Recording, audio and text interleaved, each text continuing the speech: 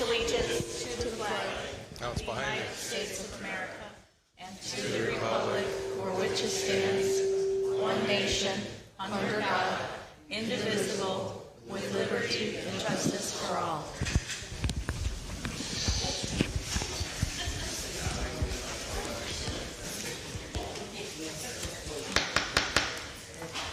Okay, to establish the quorum, John Elkins. Here. Todd Reinhardt. Here. Marylin Stout. Here. Stan Toro. Here. Grady Stephens. Here, by phone. And Kathleen Falestiny. Thank you. Before we get to the resident comments, we just want to establish that the 3-minute rule for the comments. And we have a few items that are being removed from the agenda. So comments on those items will not be allowed this evening. Green and Clean versus the full-time pool tech, letter I, is off the agenda. The second one is number K, the resolution for the president, approval of maintenance and repairs. That's off the agenda this evening. And number 3 is L, the GM Associa has their standing policy on that, so that's been removed. Also this evening, we have a huge amount of business to do. So when you come up for your 3 minutes, we're probably likely not going to answer. I'm going to ask that you be patient and listen to the meeting to see if your answer has been given. If not, we will be writing the answers down and we will get back to you and address them at a later time.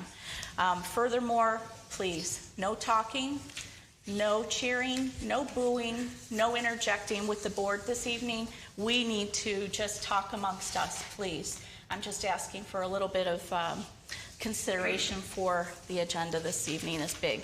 So first up we have John. Oh, Bianco. Yes. Is that you, sir? Come on up. You're right. I can't read your handwriting.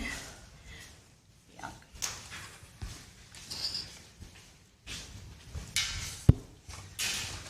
My main concern is about the lake situation at my particular lake.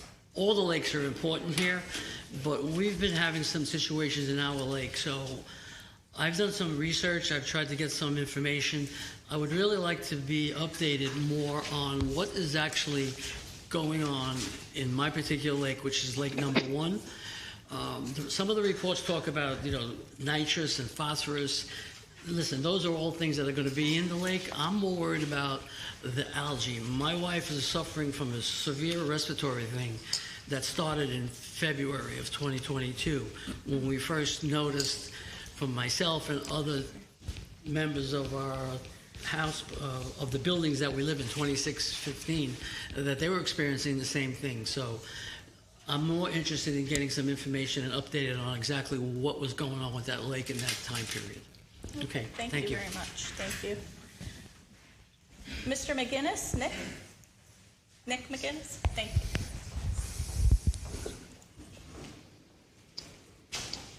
Good evening. Before I start, I just want to make sure I understood the agenda. You all are voting tonight on the common area grass behind between Bellingham and Sunvale about that getting added to the Crawford statement of work. Is that correct? Yes. Yes? Okay. So I obviously have a big agenda here, and I'll be honest, I was going to stand up here and walk you through the last 12 months of very frustrating communication that I've had in trying to get the common area grass behind my home added to the Crawford or the DTE statement of work, but 3 minutes and a full agenda, I'll forego that. And since you all are voting on this tonight, I'll just leave you with this one thing. Aside from common areas being in the resident handbook and simply seeming like the right thing to do to add this gray area to the statement of work for Crawford or DTE, I will tell you that the common area behind my house is an elevated piece of grass that's in between 2 lakes, and it is a shortcut that kids and pets and people use to go fishing on and shortcut in between Bellingham and Sunvale. And I've lived here for about a year, and there have been 2 gators that I consistently see in the water in both lakes behind my house. And we used to be able to see them crossing from lake to lake on this elevated grassy area, but we no longer can because the grass is so long. Just a few days ago, we saw the gators once again, and I do know that they are still going in between the 2 lakes because when you walk out there, you can see a trail of matted grass where the gators are walking and sliding their body in and out of the water So we know for a fact that gators are still crossing, however, we can't see them because the grass is getting so long. So in addition to it just being in the resident handbook of adding this common area to the statement of work to get done, it feels like the right thing to do. I would just tell you that it's probably only a matter of time before a kid or an adult or a pet or someone who's out fishing or going on their shortcut is walking up towards this area at the same time that a gator is potentially passing over, and they won't see it because the grass is so long, and then it's too late. And I think we can kind of fill in the blanks as to what could potentially happen if a gator feels like they're being surprised or snuck up on by a kid. And I don't think anyone wants to deal with that. I know I'd feel pretty guilty about it too, which is why I'm here. So that's all I have. Do you have any questions or comments for me? No, thank you, though. Okay, Thank you.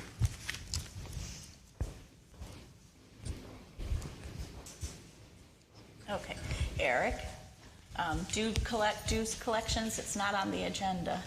That's an unanswered question. Can you guys get an answer for us? Not necessarily. Email me, but not tonight. It's been outstanding for 3 or 4 months. Yeah, not tonight. What's the question?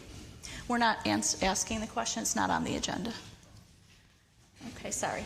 Todd Wynn? Okay. Thank you. Okay, approval of the board meeting minutes from May 9th and May 26th.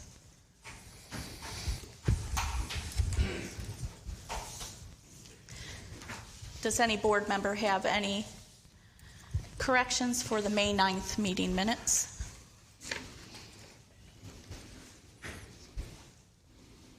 Okay. And May 26th meeting minutes?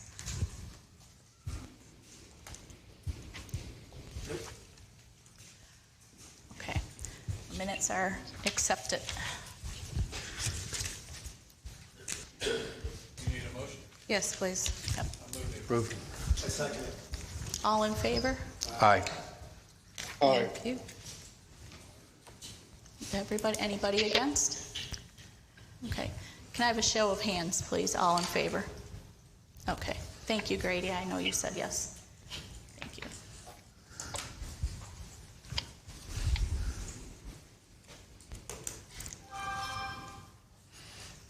Okay, this evening I wanted to introduce Mr. Chuck Keel, our new general manager.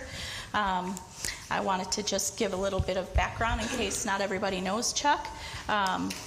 He has been experienced with his career in facilities management, project management, vendor management, mentoring leadership by developing high-performance staff. He has worked as a licensed community association manager for 4 years. He was with Vesta Property Services, in which he managed our Somerville condos for 4 years.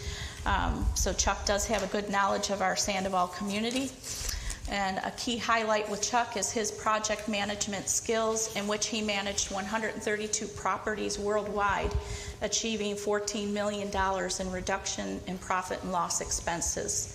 And he has served as Deputy Chief Volunteer for a fire department and currently a referee for football and lacrosse. And we'd like to thank you, and if you wanted to say any words. Just want to say hi.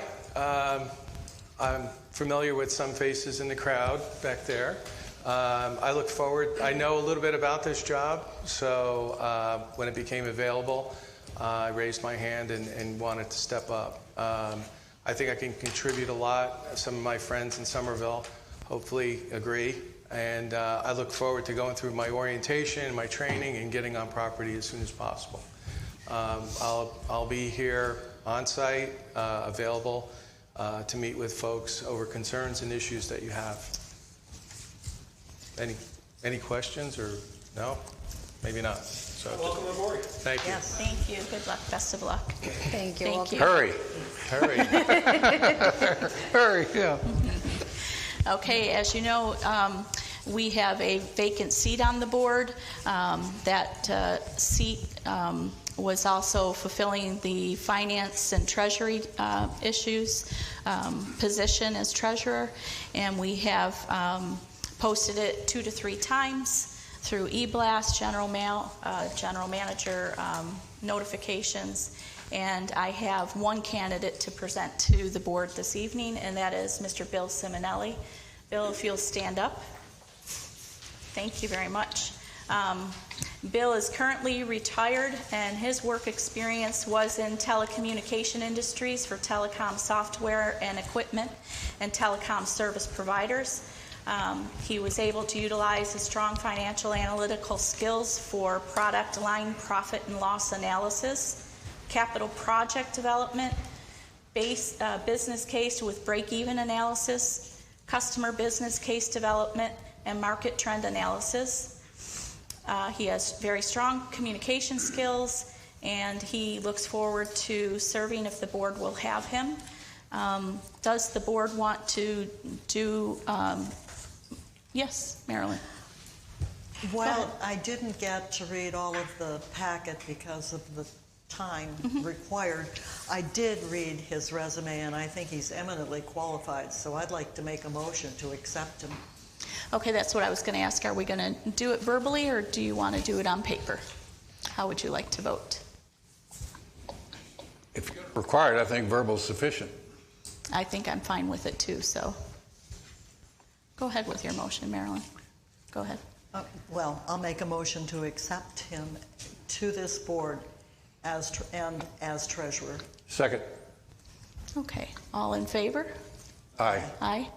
Come on, Bill, get to work. Aye. Okay. Congratulations, you're it. Come on up and join us. Welcome aboard, please. Bill. Thank you. Excellent job. Do you want to give me your agenda? Yes. Or your whole packet? Okay. Chuck Keel, nice to meet you. Here you go, Bill. You're welcome. Okay. Yes, I. Pardon me? Okay. Grady, did you want to speak? No, I was just agreeing. Okay. All right. For the president's report, I have a lot I'm reporting on tonight, but at this moment, I'll bring up the sale was successfully closed for the Phase 1 and 2 settlement of the property outside the Veterans Gate, known as the Sales Center. The sale of the property went for $600,000 to a chiropractor. And in addition to that, we received $25,000 from Taylor Morrison and Pope. And we were refunded $20,000 from our roughly $25,000 retainer to Morgan & Morgan. Yeah. So we had fees. Their contingency fee was $200,000 for the case. Their contract, title search, the Pope counterclaim, Board of Director executive session, legal attendance, record deed, dock stamps, checking liens and permits. That amount came to $13,374. And then the closing statement included Lee County taxes for $5,052. The title fee was $3,075. The state tax and dock stamps was $4,200. There was air conditioning, not a claim, but a work order open. We had to terminate that for $69. The lien search cost $95. A notary for $150, and then we had to pay the seller commission 3%, $18,000. So right now we're at a net of $400,985. We do have pending capital gains taxes, but we don't have that answer right now. And Mr. Tony Gregory, our accountant, is going to be working on that and trying to chip away at it as much as he can.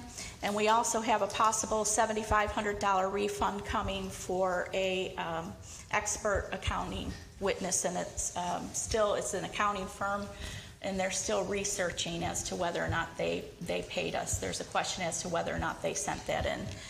So that's a potential more money coming. So that. Moving to old business. First up is the Sunvale, Fairmont, Bellingham Bridges landscape issue. And I'm going to turn that over to Grady Stephens. Thank you. Whenever we began talking about this a while back, we did our research.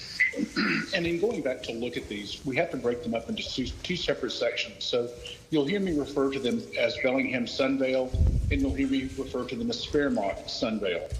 The property to the west of Fairmont and Sunvale was initially designed as a conservation area. That area does have some rules and regulations of what we can and cannot do. We can go in quarterly, we can review what is there, we can remove an invasive species. We are not allowed to remove anything other than invasive species. We're not allowed to do any type of mowing, any type of planting, any type of beautification to that area. When we further started looking into this, it turned out that we had a number of residents, not just on Fairmont, not just on Sunvale, but also on Bellingham, who, whenever they originally purchased their homes, they paid additional fees for the property, for their lot, to have that view. Some of them ranging in 35 to 45 and even higher dollar amounts. So the issue that we're running into is trying to beautify an area that strictly needs to be left alone. If for only the two reasons that the state considers it a conservation area and a buffer between Sandoval and the property next door to us, and also because landowners, when they first purchased their homes, were purchasing it for just that view and that view alone, not to be changed.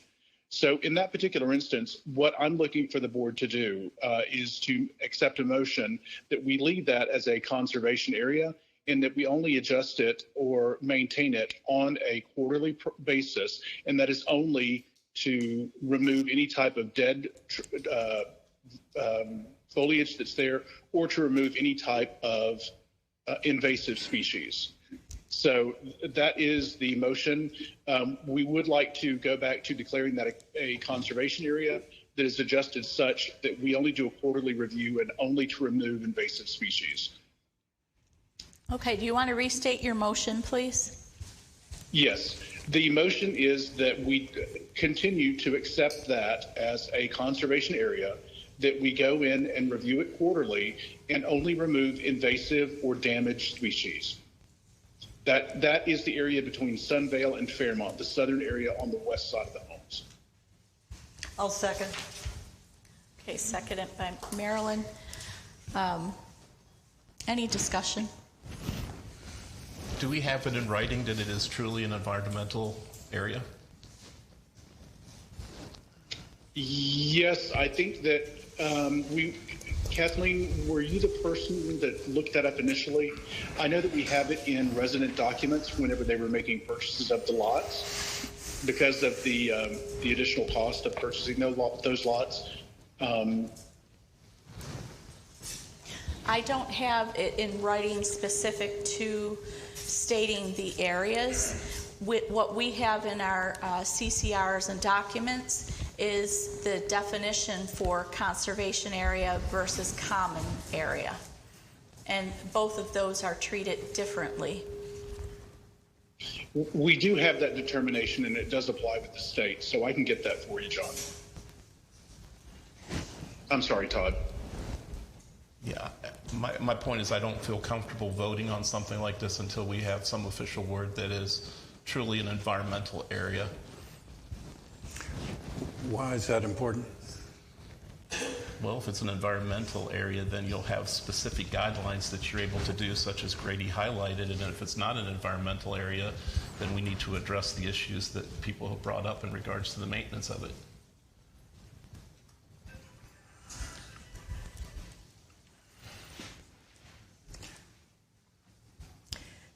Perhaps it should be tabled until we have Rob Cave's input as to what this area is. We've tabled it once already.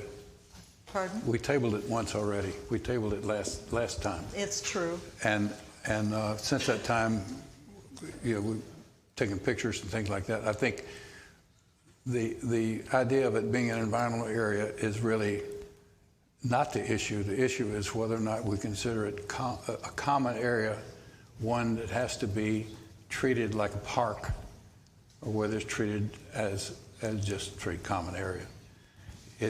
One of the complaints was that one of the residents was not able to see the lake that they were able to see before. When I looked at that and took pictures of it, the view of the lake had been obscured by about 5 or 10 degrees, but that 5-degree obscuring was from plants in the water, and we can't touch plants in the water. I walked the path. Kids do walk the path. It links between 2 residents. If we were to treat it as common ground, we would need access to those residents. To be safe, we would need a sidewalk. That sidewalk would have to be deeded to us, or at least some sort of a what's the word? Anyway, so it's one that I frankly think we should proceed with his recommendation and not table it. I agree with John and Grady. I don't care to table it any further. We did go back and forth in emails and did our own research. You did good research. Your photos and videos were disseminated amongst all of us with the board. And the additional information that we gained since we were discussing this last were that it is considered a conservation area, and that we do have residents who actually paid $30,000, $40,000, and $50,000 additional for the lot to contain that view, for that view not to change. So as far as I'm concerned, the motion stands that we make that a conservation area that we only regularly look at on a quarterly basis, and that's only to remove damaged items and to remove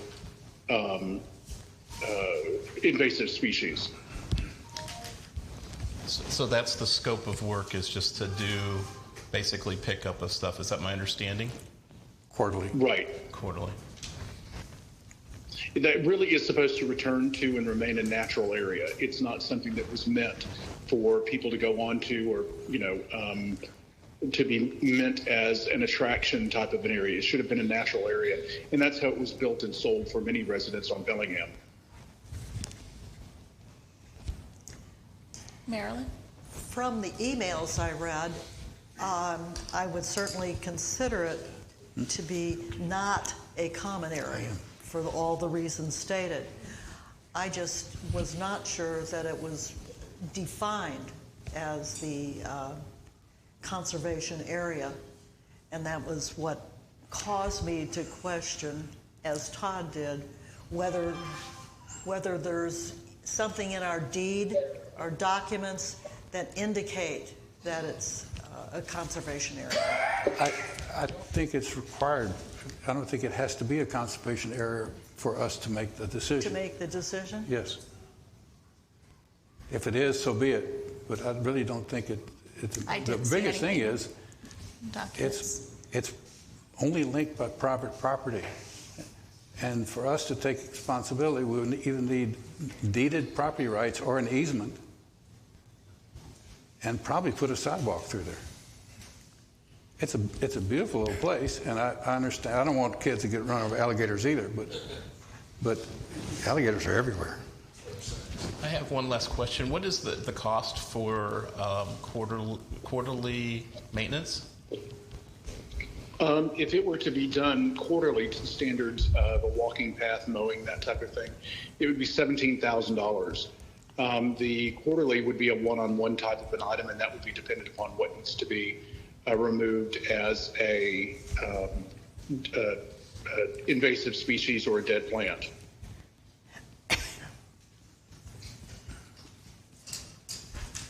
Any further questions? Am I allowed to interject some comments? No, I'm sorry. I think we're talking about 2 different pieces of land here, but okay. We are. Sorry. We are. We are. But So we they have the same. we have the motion. So do we have a second? Yes. Okay. And everybody in favor, say aye. Aye. Aye. Aye. Aye. Okay, it's unanimous. Now you want to talk about the Bellevue Sunvale area? Yes. The Bellingham Sunvale is a completely different scenario, though it is linked a little bit to the natural lake. When you're looking at the small portion at the west end of between Bellingham and Sunvale, the natural lake comes up a part of the way down, and then there's like a little bridge that goes across.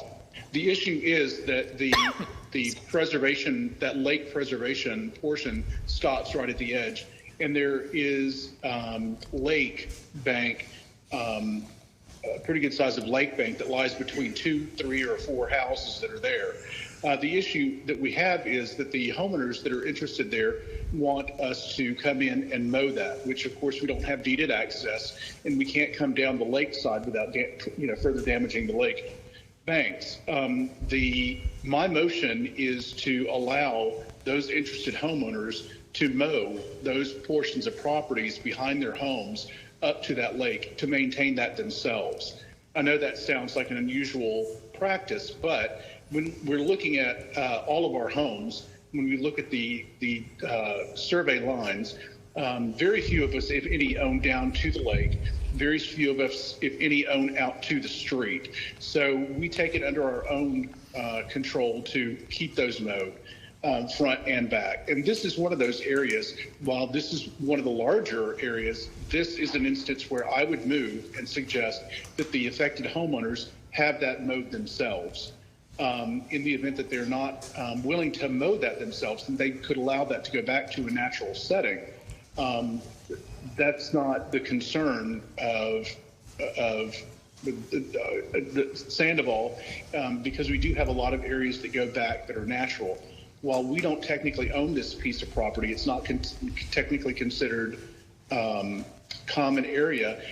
I do know that it's being used by people to pass through it, but maybe that's not a good idea.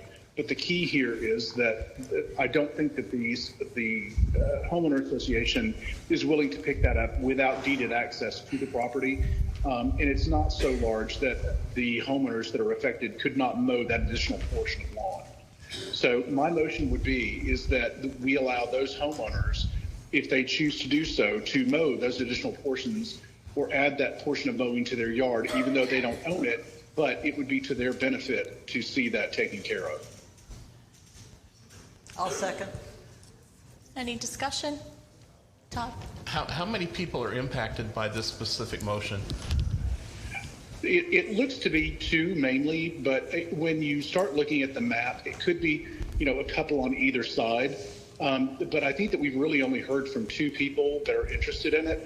And granted, they've already been making statements about, mowing it themselves anyway, but that doesn't really affect my opinion. This is just another one of those areas that it falls outside of HOA rules, but the homeowner, because it's adjacent to their property, it would be a nice thing if they did that. If they choose not to do it, it would just return to a natural area. And have we solicited the impacted property owners with their feedback on this issue?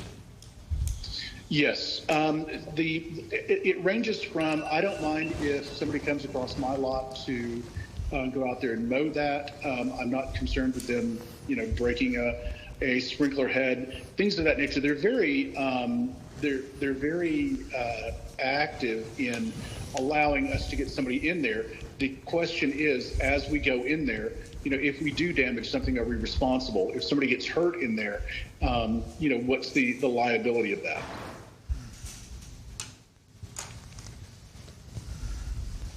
Any further questions? Okay, all in favor of the motion for residents to maintain that down to the lake banks? Aye. Aye. Aye. Okay. Thank you, Grady. Thank you. Okay. Next, we just needed to ratify the two pumps in the pit over in the pool area. The board had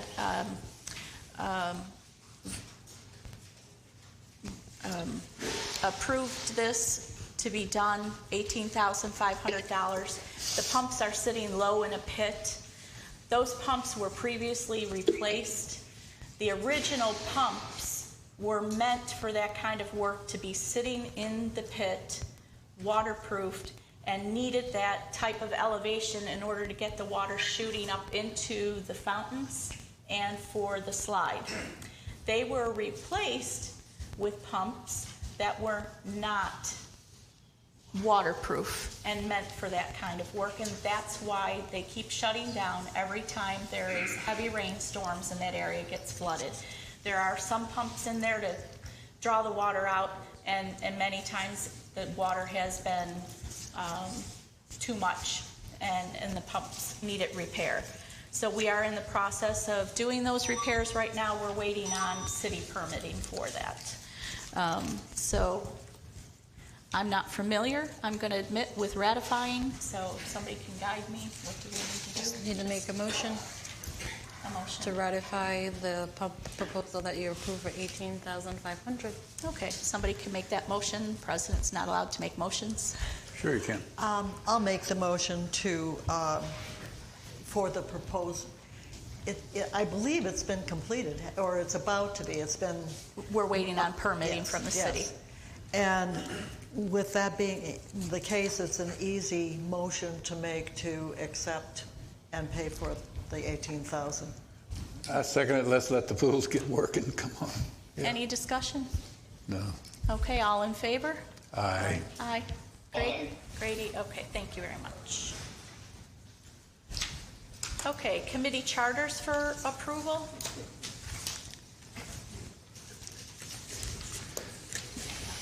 Do you have the Lakes Charter in here? I didn't see it. Okay, good. Revised, yeah.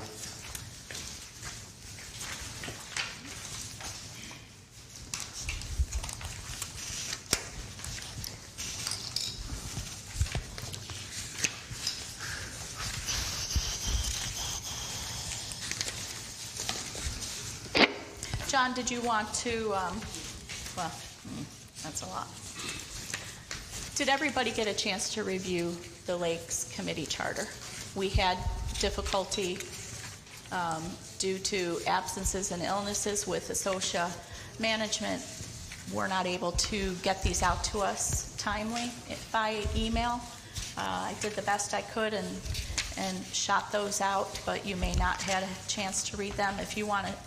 I'll mention on the Lakes Committee Charter. Mm-hmm. This is one that was written by the really good Lakes Committee before. We modified it slightly. It has some fairly heavy requirements as to the qualifications of members, which I think we need. Yes. We want people that really understand and are willing to study the lake, because it's a fairly intensive process. And so and then Jim Niehaus, who's probably been the granddaddy of all of this stuff for our lakes, has suggested, and I absolutely agree, that we should use this charter. Okay. Do you need time to read through it? Okay, let's take a minute, 2 minutes, and read through it.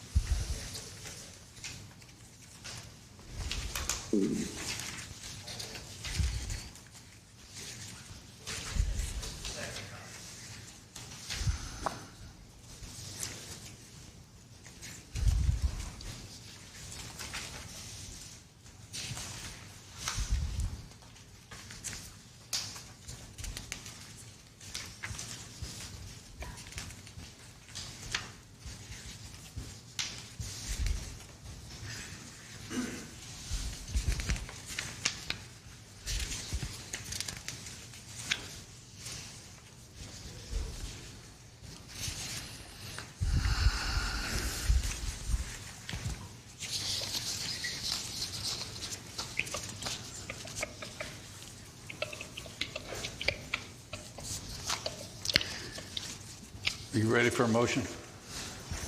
No. Okay, I think we are now. Go ahead, John.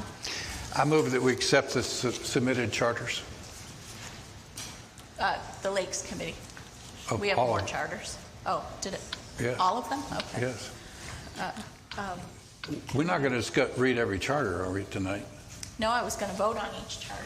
We can do all if you all You have can read. do them all. Have you read them all? Yes. Okay, I've read so them all. for the record, then, we have the Lakes Committee Charter, Landscape Committee, Risk Management, and Finance Committee Charters. And the social committee. And Social? Yes. And Safety and Security? Okay. And covenants. Don't you have covenants in there too? Covenants. Yes, I do have covenants in the Yeah. packet. Okay. Okay. Any discussion on it first before we? I did want to note that the Communications Committee Chair has the charter 90% complete, and I told him it would be all right to approve it next month. That's fine. Okay. All in Okay, favor? so we have a motion. Do we have a second? I second it. Okay. All in favor? Aye. Aye. Okay, aye. Thank you.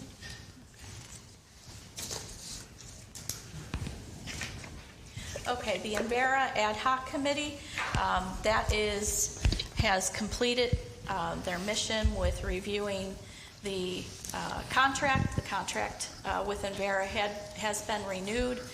Anybody that is on that committee is welcome to join Safety and Security, but that Ad Hoc Committee itself has no purpose, so we're dissolving that. And somebody want to make a motion for that? And then we can have a discussion if I'll make a motion to dissolve the Envera Ad Hoc Committee. Second. Second it. Any discussion? Questions? Okay, all in favor? Aye. Aye. Okay. It did a good job. Grady? Grady? Yes, I apologize. I agree. Okay, thank you.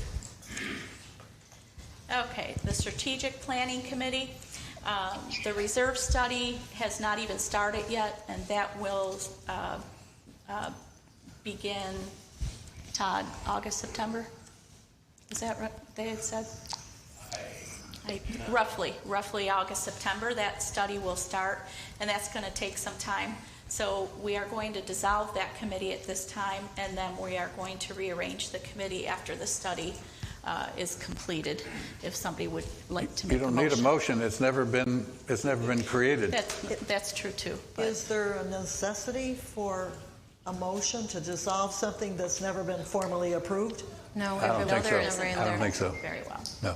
So, Avalon Engineering Stormwater Inspection. The stormwaters. Okay. The issue is on there.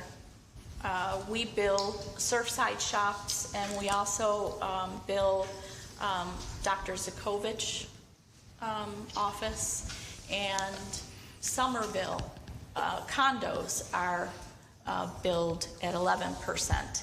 And there has been discussion with Associa, with myself, and with Jim Swigert on this subject matter. And we feel that Somerville pays into the Master Association as well as their condo fees, and that should cover them, and that they should not be held responsible. I move that Somerville not be obligated to pay those assessment fees. Anybody second that? Second. Any discussion? Discussion? Todd? My question is, did we ever find the written agreement for the stormwater billing? We have the original invoicing that came in, but as far as what exactly are you looking for, a written agreement with the Do you have the Surfside Shops and et Surfside cetera? Shops and all the other vendors that were contributing to this expense? I do not have that. Okay. Because in addition to that, I struggle with how we can bill somebody for something when there's no formal written agreement.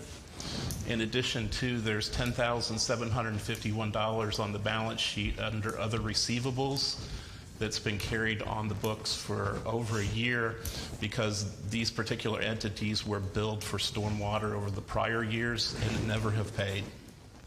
So I guess my question goes bigger than that, is that without a written agreement, I don't see how we can bill somebody for this expense.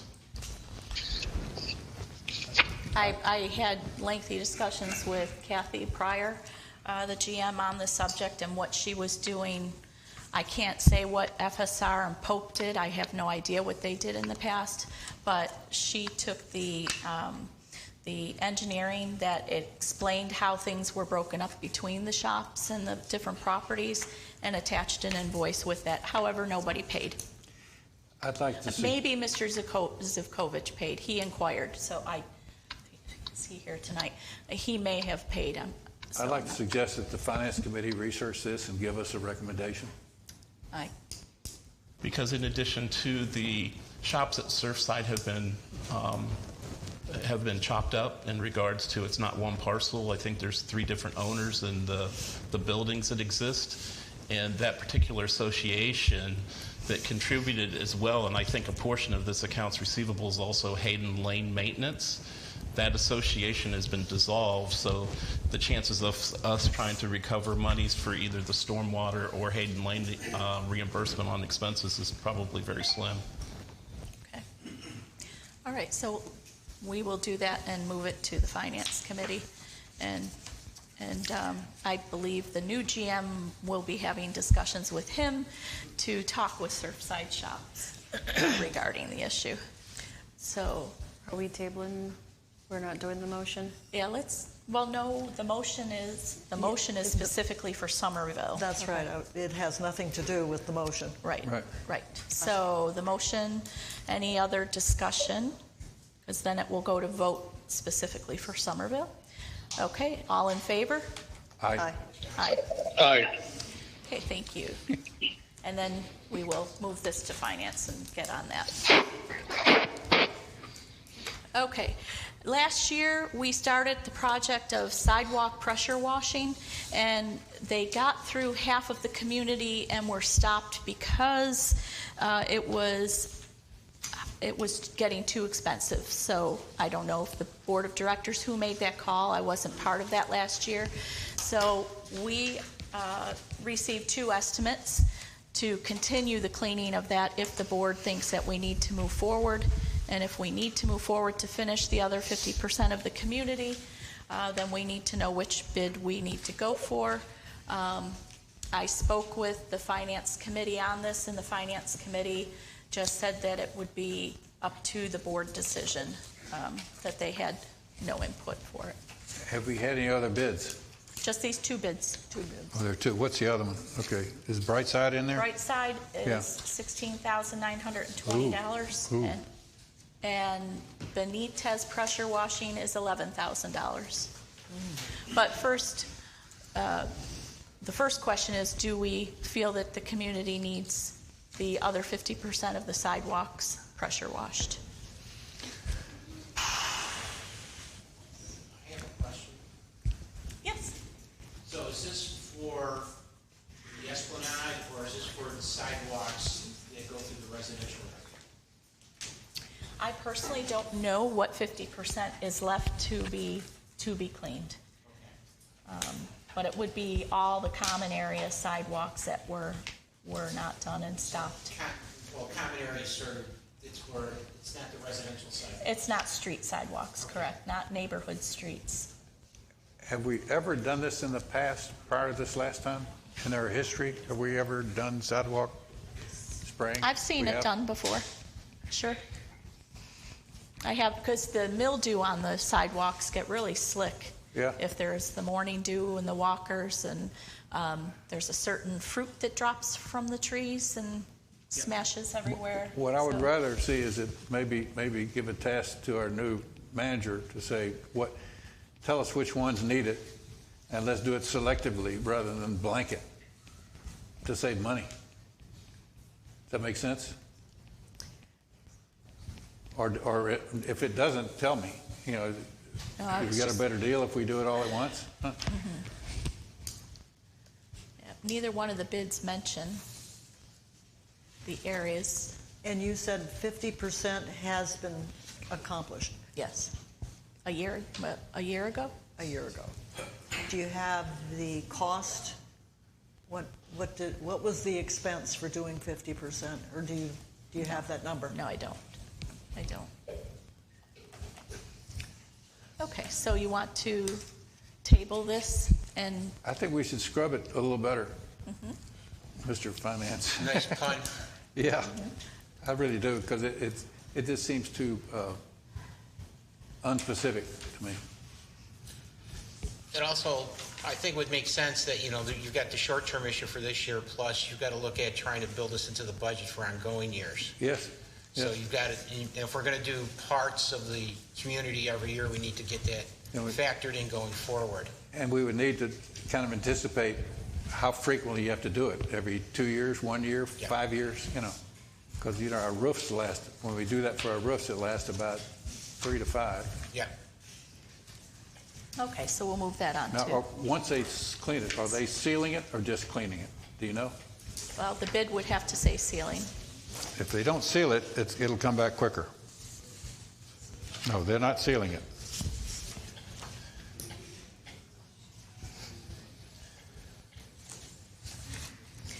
The one bid does say concrete will be treated for mold and mildew for a longer lasting clean. Yeah. The other is hot water pressure, algicide pre-treatment. Right. Okay, Right. all right. Okay, the next is the sidewalk repair proposals.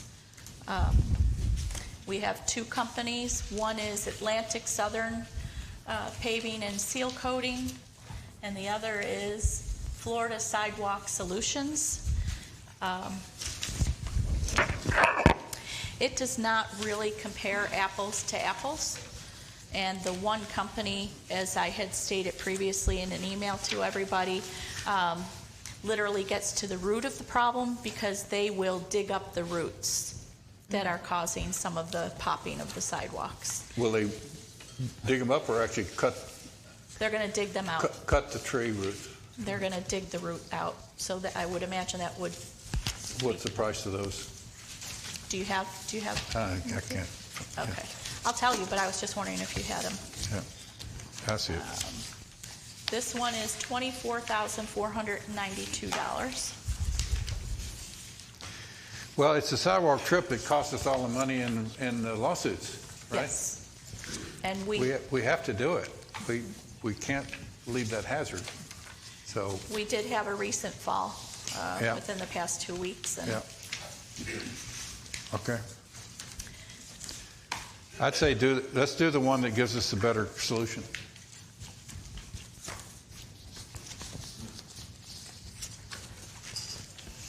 Okay, so John, you're going to make that motion? Excuse me. ASS? A.S.S.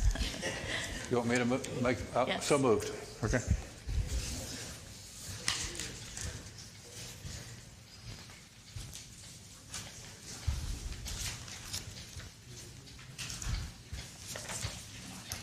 Yeah, he's making the motion to, so we're making the motion to accept Atlantic Southern for 24.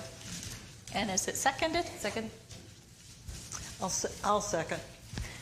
Any discussion? All in favor, say aye. Aye. Finance has looked at it, I assume? We looked at it yesterday, or we looked at the two proposals, and we left it to the board's discretion to pick the better of the two vendors. What's your opinion? My opinion is the ones that cut the roots. Yeah, good. Okay. Okay, one more item that is off is the next item, the gym yoga studio. We're getting quotes for fobs to be placed on the gym and yoga studio so that when people come in to use the restrooms, they can't just come inside that building and access then the gym and the yoga studio. The yoga studio has had minor issues of, I'm going to lightly call it vandalism, but they had put soap all over all of the mirrors and et cetera. So it's a necessity, but yet we'll table this until we get all of the bids. We only got bid for one room, not both of them. Okay. Okay. So the next one is new business, Associa Code of Conduct adoption as a result of conflict resolution from past issues. Associa wanted to offer to us their Code of Conduct policies. This is one portion of the packet that I did not have an opportunity to read. Okay. And while I do know that the city has code of conduct, and I think it's useful, but I would really like to have an ability to read it in order Marilyn. to comment on it. So. Okay. I have a comment. Is we received it in our email box at 2:21 this afternoon. I don't think it gives us, as Marylin says, appropriate time to review it at this particular time. No problem. I'm fine with tabling it if that's what everybody would like to do, to table it to the August meeting so that you have time. Meeting. I also don't think we have to use Associa's code of conduct as our code of conduct. I don't understand why. It was a recommendation from Associa, so I'm passing that on.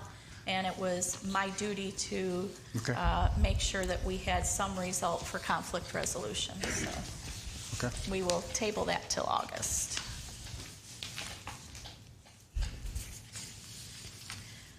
Just a note that we will begin the 2023 budget preparation.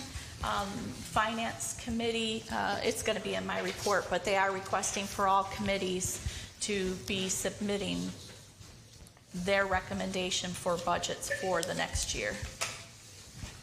That's just a statement. We're on to committee reports, and we're going to start with Grady for landscaping. The landscape committee is performing quite well.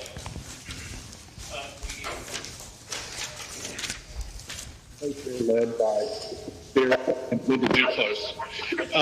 They are maintaining a relationship with Down to Earth and with Crawford, and we are still working to get Crawford and Down to Earth to the landscape meetings. We had to change those meeting dates and times, so we'll be working with getting Mo, Billy, anybody that we need to from either of the companies to show up just as a face so that we have somebody to talk to. The ladies and gentlemen on that team are doing an incredible job, and I thank each and every one of them. The art committee, the same thing. This has been an ongoing group of people who have just a huge amount of knowledge, and we should be very happy to have them serving with us. Marty Tubb has done a spectacular job. Barb Shanahan has done a spectacular job. We've added additional people. Rob Purcell has stepped over from the amenities committee to give his guidance. We've got a number of people that have stepped up to and have begun offering rework of all of the documentation. So we've got a couple of things for the art committee that we would like to just make minor changes, and these are going to be common, with each meeting that we have. I'll make these brief. I won't read out the whole document. I'm just going to give you the minor wording changes that were suggested, and then we will just vote whether to remove them or not. And you'll understand what I'm saying here in just a minute. There are two documents. Let me get them pulled up. Can you hear him? Grady, we're having trouble with the communication. I'm sorry, you're having trouble Okay, hearing now me? we can hear you better now. I think maybe when Yes. you turn your head away or something, it's not coming through. So go ahead. You're going to read the ARC recommendation on solar panel first? Yes, we've got two ARC recommendations. Both are changes to language. First is on mailboxes. Since we're at complete build out, there's one phrase in the number 17 mailboxes, their current language. It says mailboxes shall be provided by the builder through a pre-approved vendor. We're looking at striking that out. There's no pre-approved vendor, being provided through the builder. We all know who the vendor is for the mailboxes. The mailboxes shall be provided by the builder through a pre-approved vendor is excess verbiage. We don't need that in there. There is one other item that I would like, two other items on this particular one that I'll make one motion for, and we'll talk about removing them, all three of the items. One is on number 20, on pools. It says all mechanical equipment necessary for operation. Grady? This isn't working. Yeah. Still not having trouble? Yeah, still having trouble here? it's breaking in and out a little bit. So if you can back up to striking the mailbox statement, mailboxes shall be provided by the builder through a pre-approved vendor, that's being suggested to be struck out. Right, because we're at full build out. Okay. What was after that? It says newspaper tubes and driveway reflectors are prohibitive. Oversized and additional mailboxes are not permitted. All of the language stays the same except for the mailbox being referred to by the pre-approved vendor through the builder. Okay. You want to go on to the next item? Sure. The next item is pools. It's number 20. One of the things that it referenced is that you would use a wall to hide your pool. That never worked out to be the case in any of these situations. The suggestion is that the wall be removed. All other pool enclosures, hidings, the landscaping every 3 feet on center, all of that remains the same. It's just that there's not going to be a wall used to hide the pool. Okay. Everybody hear that? Yeah. Just take out wall. Take out wall, correct. Right. Nobody's ever used one, and we just don't have any type of design feature that would allow for that. The last item is on the hurricane shutters. We're looking at defining the number of days that the shutters can go up and how long they can stay up. We've chosen to use 5 days prior to the storm and 5 days after the storm. Now, bear in mind, we can look at these, some people are going to be out of town. Some people, will have their vendor can only do it so much. There'll be one-on-one items, but this is just standard that we want to shoot for, knowing that people need to get them up no more than 5 days before and take them down no more than 5 days after. This really is a statement to people who have their storm shutters up now. Please take them down. That's not a one-off. If you're looking at a one-off environment, you're looking at that we had a major hurricane come through, and it may take 10 days for somebody to legitimately get their shutters down. But you should have 5 days to put them up, 5 days to take them down, and that's it. What is the city code for that? Do you happen to know? I believe that the city code matches the 5 days up and 5 days down. I don't think the city has a ruling on it. They don't have a number of days? Okay. All right. Okay, so we would like to make them, I'm sorry. Just anybody want to make a motion to accept the changes for the ARC? Okay, the changes really are to change the mailbox thing, to take the word wall out, and to make it 5 days before and after for hurricane shutters. Is that right? And the mailbox verbiage. Mm-hmm. Okay. Yes. I'll make that motion. Anybody second the motion? Okay. Any further discussion about the issues? Just as a clarification point, there's flexibility in the 5 days, the 5 day rule for shutters, correct? For a major storm, Grady? Yes, absolutely. The key becomes that if we have something like a Category 5 come through here, most of us won't even be able to get back in 5 days. The issue that we're talking about is for the people that, if we're going to have a 1 or we're going to have a 2 coming through here, and they put their storm shutters up a week in advance because they have to go on vacation, and then they want to leave them up for another week or so afterwards. That's just not going to work. Okay. Any further questions from the board? Would it make sense then to make a schedule based on the storm to stretch the days like on a schedule? I mean, my fear is that a lot of folks dart town early because these are big issues, and you know, if they don't comply, that we're not going to get too heavy-handed. That's my concern. Well, I think that what we would need to do is on the flip side of it for a compliance item, that we would give the compliance person the leeway of judging, you know, did this person need to have it for an extra period of time and for what that reasoning is.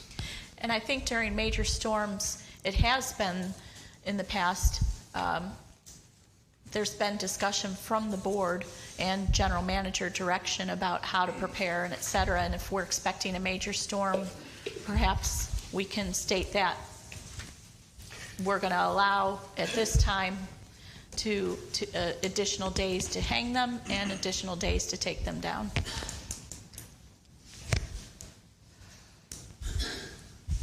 John, did you have something? No, that's right. Are we not comfortable with the 5 days? I'm not personally. I'm not either. No. The current language is sufficient. If we're going to be flexible, the current language is sufficient. Yeah. It says you got to take them down. It doesn't say when. But Why put the burden on somebody after a catastrophic issue like this? okay. Yeah, I agree with that. And if the concern is that they're up now because they are out of town and they just put them up, then they're going to have to be dealt with through covenants and compliance, I believe. So I believe there's not going to be a second motion, so I think it's not going, the hurricane shutters. Okay, did we have a second to that motion that I made? Stan. Okay. Oh, okay. I'd like to propose an amendment to the motion then. Okay, please. I move we amend the motion by striking the 5-day before and after on hurricane shutters. I need a second. Are you intent to make that a longer period of time, John? No, I'm going to leave it like it is. Just says it must be taken down. It doesn't say how. There's no specification as to time. It implies reasonableness.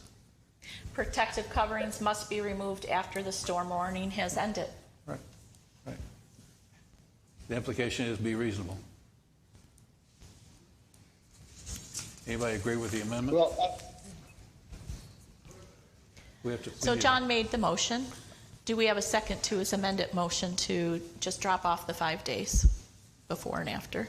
Yes. We have it seconded, so now we can discuss if there's anything further to discuss. Grady, did you have something? You started to speak. no. Well, I'm just thinking if we don't have any days set, that we're going to be revisiting this later. But that's the way this goes sometimes. So let's get this motion passed and see how it works. And if we have a problem, then we can come back at a later date. Okay, all in favor then of the motion, say aye. The amendment. I'm sorry, the amended motion. No, you have to vote on the amendment first. We haven't approved the amendment yet. We made it and seconded, but we haven't voted on it. The amendment. I'll vote aye on the amendment. Yes. Okay. And then we vote on the motion. Sorry. All right. All in favor of the amendment, aye. Aye. Aye. Okay. All in favor of the amended motion, then. Yeah. And I vote aye on the motion. Aye. Aye. Aye. Aye. Todd? Aye. Okay, Grady? Anything more for landscaping, Grady? Or ARC? Yes, we do have. This would be for ARC. For ARC, okay. We recently started looking into a state statute that reads, a property owner shall not be denied permission to install solar collectors or other energy devices by any entity granted the power or right in any deed restriction, covenant, declaration, or similar binding agreement to approve, forbid, control, or direct altercation of property with respect to residential dwellings and within the boundaries of a condominium unit. Such entity shall such entity may determine the specific location where solar collectors may be installed on the roof within an orientation to the south or within 45 degrees east or west of due south if such determination does not impair the effective operation of the solar collectors. So the concern that we had is that in the documents that we have written, it indicated very specifically that the solar panels had to be on the south side of the roof, the east side of the roof, or the west side of the roof, but not to be visible from the street. With this state statute coming out, we felt that it was better to add whenever possible as a comment. So the solar panels shall be located on the rear or side roof of the home, so it's not to be visible from the street whenever possible. Because of that state statute, we're afraid that what they're telling us is that people can put solar panels on the front of their house, but we've all seen that and we don't really like it. So what we'd like to do is at least meet halfway and indicate whenever possible, have it on the side, facing as close to a 45-degree angle as possible. Is this new? So the only words that we're adding to our current language is whenever possible. Oh, okay. Oh, okay. Not to be visible from the street whenever possible, the solar panels. Okay. That's right. That's reasonable. Yes. Yeah. Okay, a motion. I move we accept that modification. I'll second it. Okay. Any discussion? All in favor? Aye. Aye. Can I ask him a question? Are we going to discuss the DTE Crawford thing tonight at all? Grady? We can if you would like to, John. Do you really want to try to get to a motion with it tonight, or do you just want to discuss what we know? I don't know. The main thing is that our window closes before the next board meeting, doesn't it? Don't we have a 120-day window of probation for DTE? Well, I think that we've gone beyond that probation period, and I think that DTE is working with us, hoping that we'll have an agreement. I don't think it's reasonable to go much further. The thing is, I wanted everybody to know that Grady and I have been working. We wanted to try to see if we get Crawford involved in this, because a lot of us like Crawford better than DTE. And I personally wanted it, but then Crawford came back with pricing you couldn't believe. It would cost us almost $100 more per month per household. And so it can't even be considered. None of us would vote for that. So they're just not a reason. When we looked at the agreement that was sent to us yesterday, it was still way out of line, and we started talking about mulch. They said, we didn't include mulch. And when they included mulch, it adds $40 a month per house. So that's just crazy. We're kind of stuck with DTE, and we've just got to work the best contract we can with them. Marylin. Is it possible to look at another company to get a bid rather than just the two? The reason I say that is because I do have Down to Earth. Yeah, me too. And I've not been very happy with them. Oh, no, I understand. But we have a contract with them that lasts for another 2 years. I know. It's supposed to go for 2 more years. Yeah. And is there a clause whereby we can not have them? We can fire them for cause, but then the issue, one issue we had was, we got mad at them and we short paid them. We've short paid them for a number of months. There's a significant difference between the amount we've been paying them and what we're supposed to pay them by the contract because of the increases over the years. Okay. Is the proposal for the last 2 years to increase? We're currently paying $70,000 a month, approximately. The proposal is that would go to $75,000, and then at the end of the year, or in March, it would go to 79, and then in the next year, 84. So there's increases, two increases beyond what the current price would be 75. But the contract would be completed in 2 years. Actually, it would be completed on February 28th, 2025. That's 3 years. Not quite 3. It's 2.5. Yeah. Oh. It is longer than what we have now, but that's what would allow them to get what they've offered. I'm not happy with it. I think there's going to be a lot of people that are unhappy. Well, But whenever we're still working it. I'm just saying that we can still work on the contract, but unfortunately, I think we've eliminated Crawford because they just got too high. Well, why were we talking to Crawford if we can't get out of the contract? Well, we could get out of the contract if we took advantage of ended the contract for cause. During the 30, 60, 90 phase, we could have gotten out of the contract for cause, but they began stepping up the work. And in doing so, what they also offered was the carrot of additional sod to replace sod that's there. Well, in trying to engage Marylin, John, and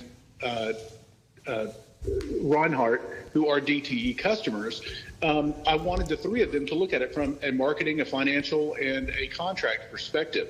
Well, as John started peeling back the onion on what the Crawford contract actually covered at that price, it became more and more obvious that to get the same service that we're getting from DTE now through Crawford was going to be much more expensive, and it wouldn't include the replacement of sod.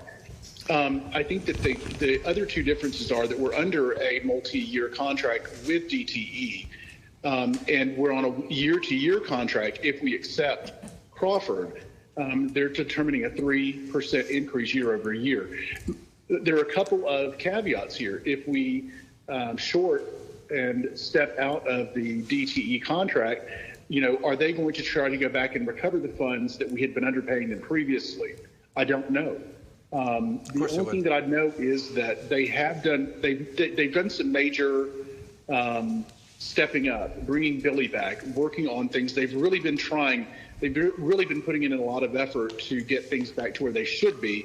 They are just looking for us to get the contract back to where they need it to be without recovering anything previously, replacing the grass, which seemed like a great idea. And it just seems the more we find out about what Crawford is offering us, it's not becoming the replacement deal that we think that it should be. It sounds like to replace them with Crawford, we're going to be increasing monthly rates by $38 to $40 per month. More than that. My personal suggestion from what I can see is that perhaps we go ahead and let the DTE contract run its course. Let's see what they'll do with all these additional resources that they're giving us with the sod being replaced. And then at the end of that contract, then we try to renegotiate something.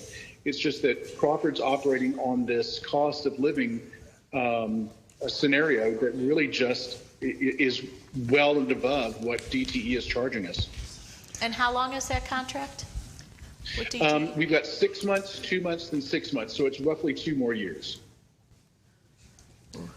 The proposal and pricing ends the end of February 2025.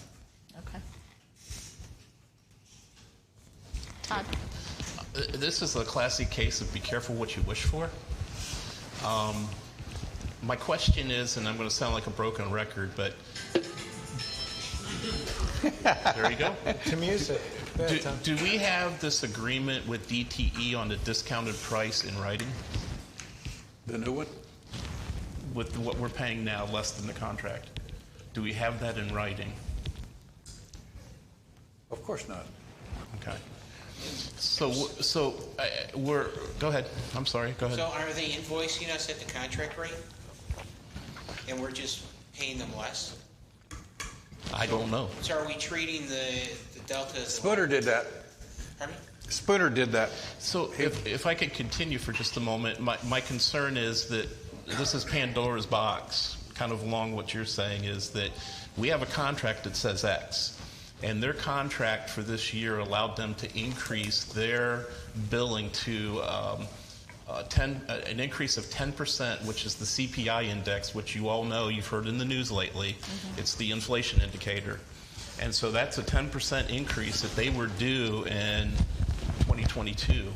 And if that indicator continues into 2023, it's going to be another probably 8 to 10% bump in that particular contract. My point is, if we don't have something formally in writing from them, with them acknowledging this is what we're paying and they're in agreement with that, then we have Pandora's box where they're going to say, you owe us for 2 years on the delta between what the contract is and what you've been paying us.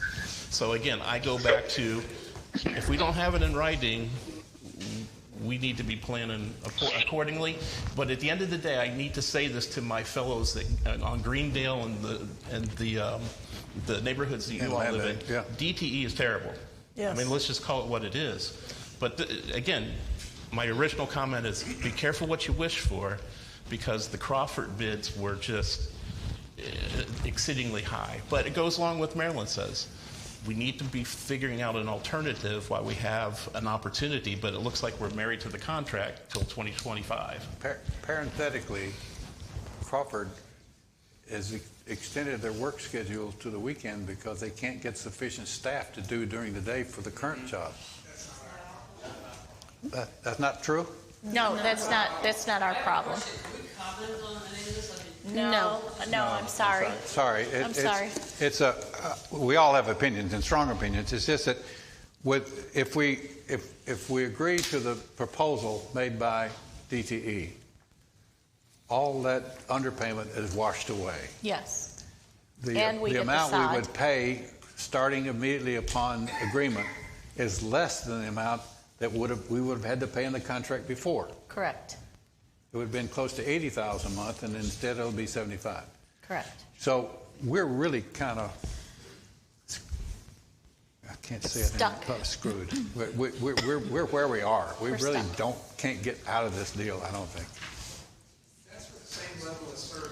What about the I'm sorry, No, but we want to get the service better. We're John, working. is there a way that we can do a strategic planning with DTE to guarantee that they're not going to burn bushes with weed chemicals, that they're not going to tear up sod from their heavy machineries? And Well, I don't have them, but Well, you three know those. Let's get with Chuck and work it out. You know? Sir. I mean, well, also, I mean, there's sort of two issues here. One is sort of short-term, trying to deal with DT to sort of manage the situation. And then we need to look at, if we're truly dissatisfied with them, what is the way to do an early termination of the contract? Maybe it's a resolution with a payoff, but The termination only works if we have an alternative. We don't have one.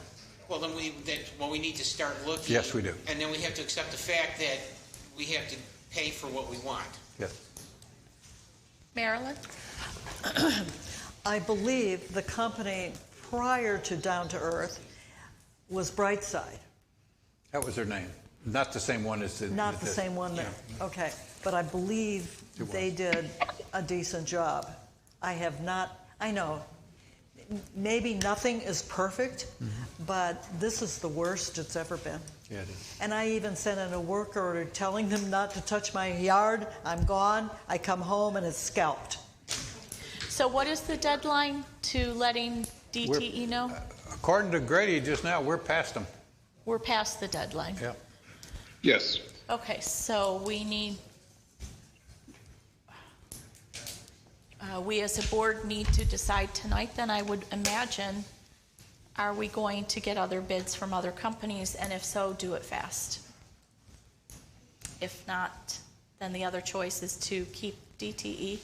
I'm not making a motion, I'm just having a discussion here. Well, the only thing I can say is maybe we could get DTE to shorten the term. Keep the same prices, but shorten the term. Until when? And take a year off of that. Grady? This is Grady. Is that possible? From the discussions that Catherine Krieger and I had with DTE, they have done, to their benefit, they have done a lot of research on the water pressures that are coming in, which they didn't have to do, the gate valves that they didn't have to do, and they learned a lot about the amount of water pressure that is spread out through the community. Clearly, a large portion of their problem was water pressure, but they couldn't control that. So whenever they brought this offer to the board to replace the sod, they had seemed to have resolved the issue with the city. And the city is putting in a new pumping system to supply additional water. In all honesty, to me, the compromise here seems to be that it would be in our best interest to keep Crawford at least through the end of this contract to see if they do perform to the standards that they do. And if we have to have another 30, 60, 90 day quit for clause, then we do that. But we just seem to be at an impasse now where the one vendor we went to that we're satisfied with work is too expensive. And we're to the point now that switching to look for another vendor at this point, I don't think would be an efficient way of doing anything. I just genuinely feel like even though everyone does have a bad taste in their mouth for DTE, please recognize they have really bent over backwards and put a lot of effort and thought into doing this on our behalf. This isn't something cheap for them. They're not looking to go back and grab old money that we owe them. They're looking to start anew, get this finished, and keep going. And I think that speaks volumes for DTE. I think that would give us an opportunity to work on other things in the meantime. I think it's imperative that we develop a strategic plan to try to get out of this as quick as we possibly can. Take everything in consideration, but we need to lay out exactly, if you're going to drive a Cadillac, here's what the cost is, and then you kind of go back from there and determine what level of service you want. I'm upset with DTE personally because I resodded my entire yard in April, and it's dead again, and it's because I have a fungus, and they can't fix it. And you know what? It frustrates me very much, and I've had to hire a second pest control company at $75 every other month to come out and fix the problem. But yet I'm paying this company that, you know, there's a disconnect. I apologize for the ramble. No, it's a discussion that has to be had because this is a very contentious issue and not to be taken lightly. And I think that there was an assumption that Crawford was going to move in and take it. I don't think we knew. I know we did not know how much it was going to cost. Well, what happened is they gave us a quote, and then a week later they raised it. They raised by it 10 again grand last a month, week. and then they told us, oh, we don't include this. So don't include the mulch. Don't include shame on them. A lot of things. So. I don't think they wanted it. I mean, the first quote was reasonable. We would have done the first quote. Right. It was a reasonable price. It was $89,000 a month. Right. And at a 3% annual increase. Right. Okay. And that we could absorb. Yes. As a homeowner there, I wouldn't mind paying a few extra bucks for Crawford. But then they went back to their CFO and he said, "Oh, that's too bad. I want to make it $99,000 a month." And then we find it doesn't include mulch. And so it's just we have no alternative. What does the original contract say, and when does it end without extensions? That's, I think, is the primary question. Okay. Grady, do you have that? I believe it ends in the first quarter of 2025. No, that's the current bid. What was the original contract? Was a 5-year contract that started in 2019, right? Therefore, it would end in 2025, 2024. 2023, if it's 18 and 5. No, 19. Oh, 19. Yeah. I'd like to ask, Bill, what were you saying about cut our losses, and what were you saying an option could be to DTE and to... So what I was thinking was we just, we go back and pay the original terms of the contract and let it lapse, but we have enough runway now to go work on another plan for 24, if that in fact is the date. Mm-hmm. The other thing is that I think we've got to look at is that the shortages that we have not been paying, are they being accounted for on the balance sheet? Because I got to make sure, that's one of the things I took as a note, because I got to make sure that at some point we're going to have to pay those. We don't show that as a liability. I don't believe we do. Okay. And I don't know, was that contract ever signed Well, in 2019? If it's not in writing, we owe them what we owe them, and just because we haven't paid it doesn't mean we technically are out of not owing them that. At this We point. have about a 6-month potential delta between the contract and what their latest offer is. I don't know. We'll have to look at it. This is one of the biggest decisions we'll ever make. It's $1 million a year decision, right? So Do we want to discuss it further and have a special meeting, come back? I do, yeah. Why don't we do that? Yeah, Why don't we research these, why don't we research these issues? Yeah. And then have some discussion We'll call a about it and special come board back. meeting Yeah, call Okay. a special board meeting and Okay. everybody come back. All right. Okay, so Thanks. let's do that. That'll be within, I would imagine that would be within the next couple of weeks. Yep. Okay? Yep. He'll be gone. Hey, Grady, You'll be gone. I can Yes, join ma'am. by remote. Okay. All right. anything more, Grady? No. I think that it's a great idea to discuss this further. The more people that look at this and the more people that discuss it, I think it's a great idea. I'm not a contract guy. I'm not a finance guy. I think that Marylin, Todd Reinhardt, and John Elkins are the key people to be looking at this, because not only do they live in it, but they have to deal with it, and they have the expertise needed. Okay, thank you. Moving on to amenities, Stan. Amenities and safety and security.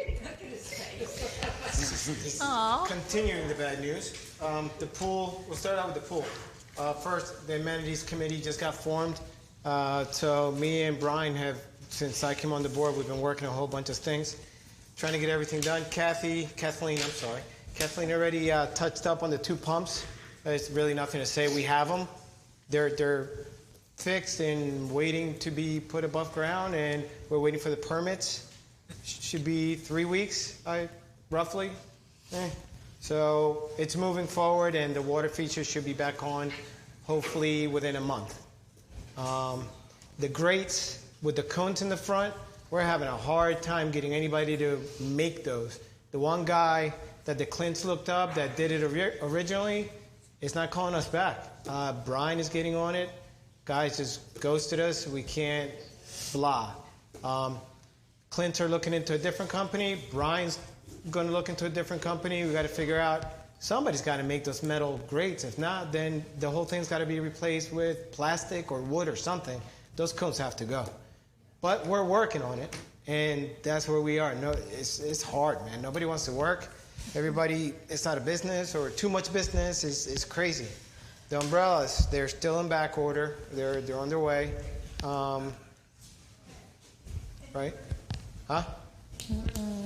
No, they're just still, they're coming in. They're coming in.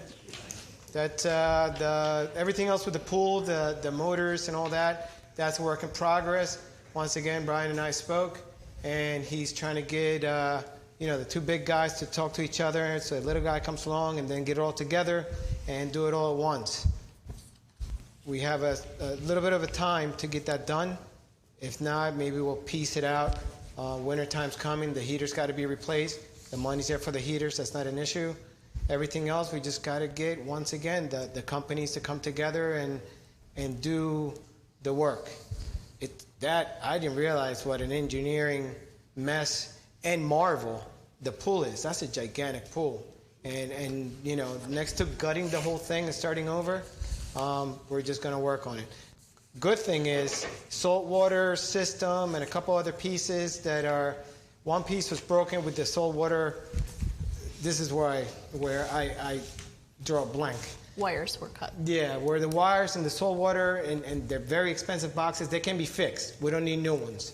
And in reference to the other pumps that the control panels that people are having issues or asking about manual flipping on and off so that circulation can work, that also can be fixed. So there's no major purchases that we have to do. but there's a lot of work that needs to be done, if that makes any sense. Right? Yeah. So we're not going to be buying all new stuff. Everything can be fixed. We just have to get it done. So that's where we are. And Brian's working his butt off and a lot of stuff around here. We need 3 of them. So right now we'll just take him. And we're glad to have him. So I think that's it with the pool, right? Bocce. Rob. The Bocce Corp put it simply, right? Everything, we're waiting for a main company, kind of a foreman kind of company to delegate and get everything done. Last I spoke with Brian, Sports Surfaces. It's got to update their proposal and just work on it to get the package together, hopefully before, I believe it's bocce season. If not, it's going to be on hold for a while. But to be fair or not, whatever, the paperwork came in missing some pieces, such as, the paperwork came in missing pieces like the pavers and the main court were crossed, so the money was allocated wrongly. And we got to fix all the landscaping after the trucks come in, and that's all fixed now. That was the delay, so now we're just waiting for the company to come in and do the job. Once again, we got to wait for the companies to I guess, come in and want to work. So, same story. The money's there. We just got to get it done. Brian's working on it. Rob's working on it. I'm putting my 2 cents in. Kathleen is on it. We just, can't force these people to work, but we're working as fast as we can. Yeah? All right. No? Yep. All right. Gym equipment. The gym equipment. Let's start all the way back. Once a little tiny gym got moved over to the nice, beautiful gym. All the equipment was moved over there. A couple pieces were donated. They're falling apart. There's rust. That one treadmill's been down forever. I advise, please don't fix that machine. The other ones, they're on their way out. You get on some of them, they make a whole bunch of noise, and somebody's going to get hurt. The liability on all those machines is through the roof. The big gray thing that was right behind the treadmills, that was the first thing that I asked Brian to move to hold the liability. Somebody comes off that machine, they're going to, whatever. Everybody knows the story. However, in speaking with the general manager, the money has been sitting in reserves allocated for new equipment for some time now. I looked into it. We worked the numbers. Me and Brian. Brian got this company, FFL. Great company. They have refurbished, new, and brand spanking new stuff. Great quality. I went out there. I checked them out. I was impressed. 1 year warranty for parts and service. They'll come out here themselves and do the work. Every time I call them, they're on point, and they're just waiting. They told me they could have brought the equipment in 2 weeks ago without even getting paid, and I was like, yeah, don't do that. How about we don't do that? What do you need us to do? I got another bid just so that to follow up on transparency, and it was double. Brand new this, brand new that. They couldn't do refurbished. Their cost. Right now, allocated for the gym equipment per the study and The what reserves. I got, the reserves is $35,000 even. The first company that Brian likes, that hit all the points, is coming in at $29,200, savings of $5,700. With one additional piece of equipment from Amazon. Right, that's $600. So we'll make it even $5,000 below budget. The second bid came in at just a little bit over $65,000. Ooh, that's what I said. I was like, gym equipment's gym equipment. I've been lifting we all work out. So I was like, there's no way. We're not building a crunch or whatever. And I was going to get another third and a fourth, but they're not going to beat the first guy, and it'll just be a waste, I believe, anyway. Then you're going to make a motion to? Make a motion to approve FFL for the new equipment at $29,286 with 80 cents. And I'll second. Well, and the $600 Amazon. I'm sorry. And it will be Plus. reserve Plus funds. the 600 Good. And it'll Thank be in you, reserve. thank you, Stan. Good work. to come from Yeah. reserves. Let's Yes. get that done. Any discussion? We had a first and a second. Okay. All in favor, say Bill aye. has Aye. a discussion. Oh, you do have Aye. a discussion? I'm sorry. I'm sorry, I just have a question. Just want to close the loop from the Tuesday discussion, Yes, the yeah. Finance Committee. Yes. So, I'm trying to remember, there was some concern that we didn't get enough We only quote- had one bid at that quotes. time, so we have the two. Two. And the other concern was, are the reserves available? And it was confirmed that Yeah. they are. Okay. All right. Okay, all in favor of the FFL equipment? Aye. Aye. Aye. It's within budget, we got the money, we need to do it, we should have done it months ago, yeah. Thank Anything- you. Anything else? Thank you. That's a good win, right? We got Yes. something, right? Yes. Yeah. Now back to negativity. Yes. Well, that's the amenities committee, and thank you, Rob, and the new bunch coming in. I just met them, great bunch of people, and I'll be honest with you, I don't remember names that good, but I'm going to remember those guys and girls. All right, well, safety and security, the best group we have, being with Linda and Ed and Val quit, so we need people. By the way, she went to pursue something else. The main focus for safety and security right now is the crosswalk signs that Brian has to put, where people cross in the middle, the white lines that are fading that nobody can see. I can't see them. That's a different topic. But we bought the what does it say? Watch pedestrians or crosswalk. Yeah, and they illuminate. They're to be put at the crosswalks in the center so that when cars come by, they actually see it. It's a good eye deterrent. You can definitely slow down, and even if you're traveling and you think it's a kid or a dog, even though it's a sign, it's a good deterrent. It'll help. It's something, right? So we're going to be putting them. Brian is going to be putting them in the crosswalks around town. We're looking into painting the lines over again because they're fading and they need to be redone, or the ones that weren't done before, they need to be done. So that's the other safety and security thing that we want to do, that the committee wants to get done. The third thing, which is the big thing, is the Safety and Security Committee wants to propose police detail on the property, strictly for traffic enforcement, for stop signs, and for speeding. The cost estimated for an officer patrolling the community 3 hours a day, 2 to 3 days a week at $45 an hour for 52 weeks is approximately $14,000 a year for 2 days a week. No, keep No, going. it was voted down like three boards ago. It's okay. Keep going, Stan. I'm sorry. So anyway, this is going to be the only way you're going to stop speeders and stop signs, runners, is by enforcement. You can put a crossing guard out there. You can put speed humps. You can put all those little signs. You can put lights. You can put whatever you want. People are going to do whatever they want, and they're going to speed, and they're going to go through everything. If we don't do enforcement through the CCPD, or if we don't do enforcement through Global Security or another security company, then it's mute. It's not going to happen. It's not going to work. So it doesn't matter what we put out there. And my background is in law enforcement. I was a motorcycle cop for many years, and the only way that I could get somebody to stop speeding is to get through a thick head and write them like 3 or 4 tickets. All right?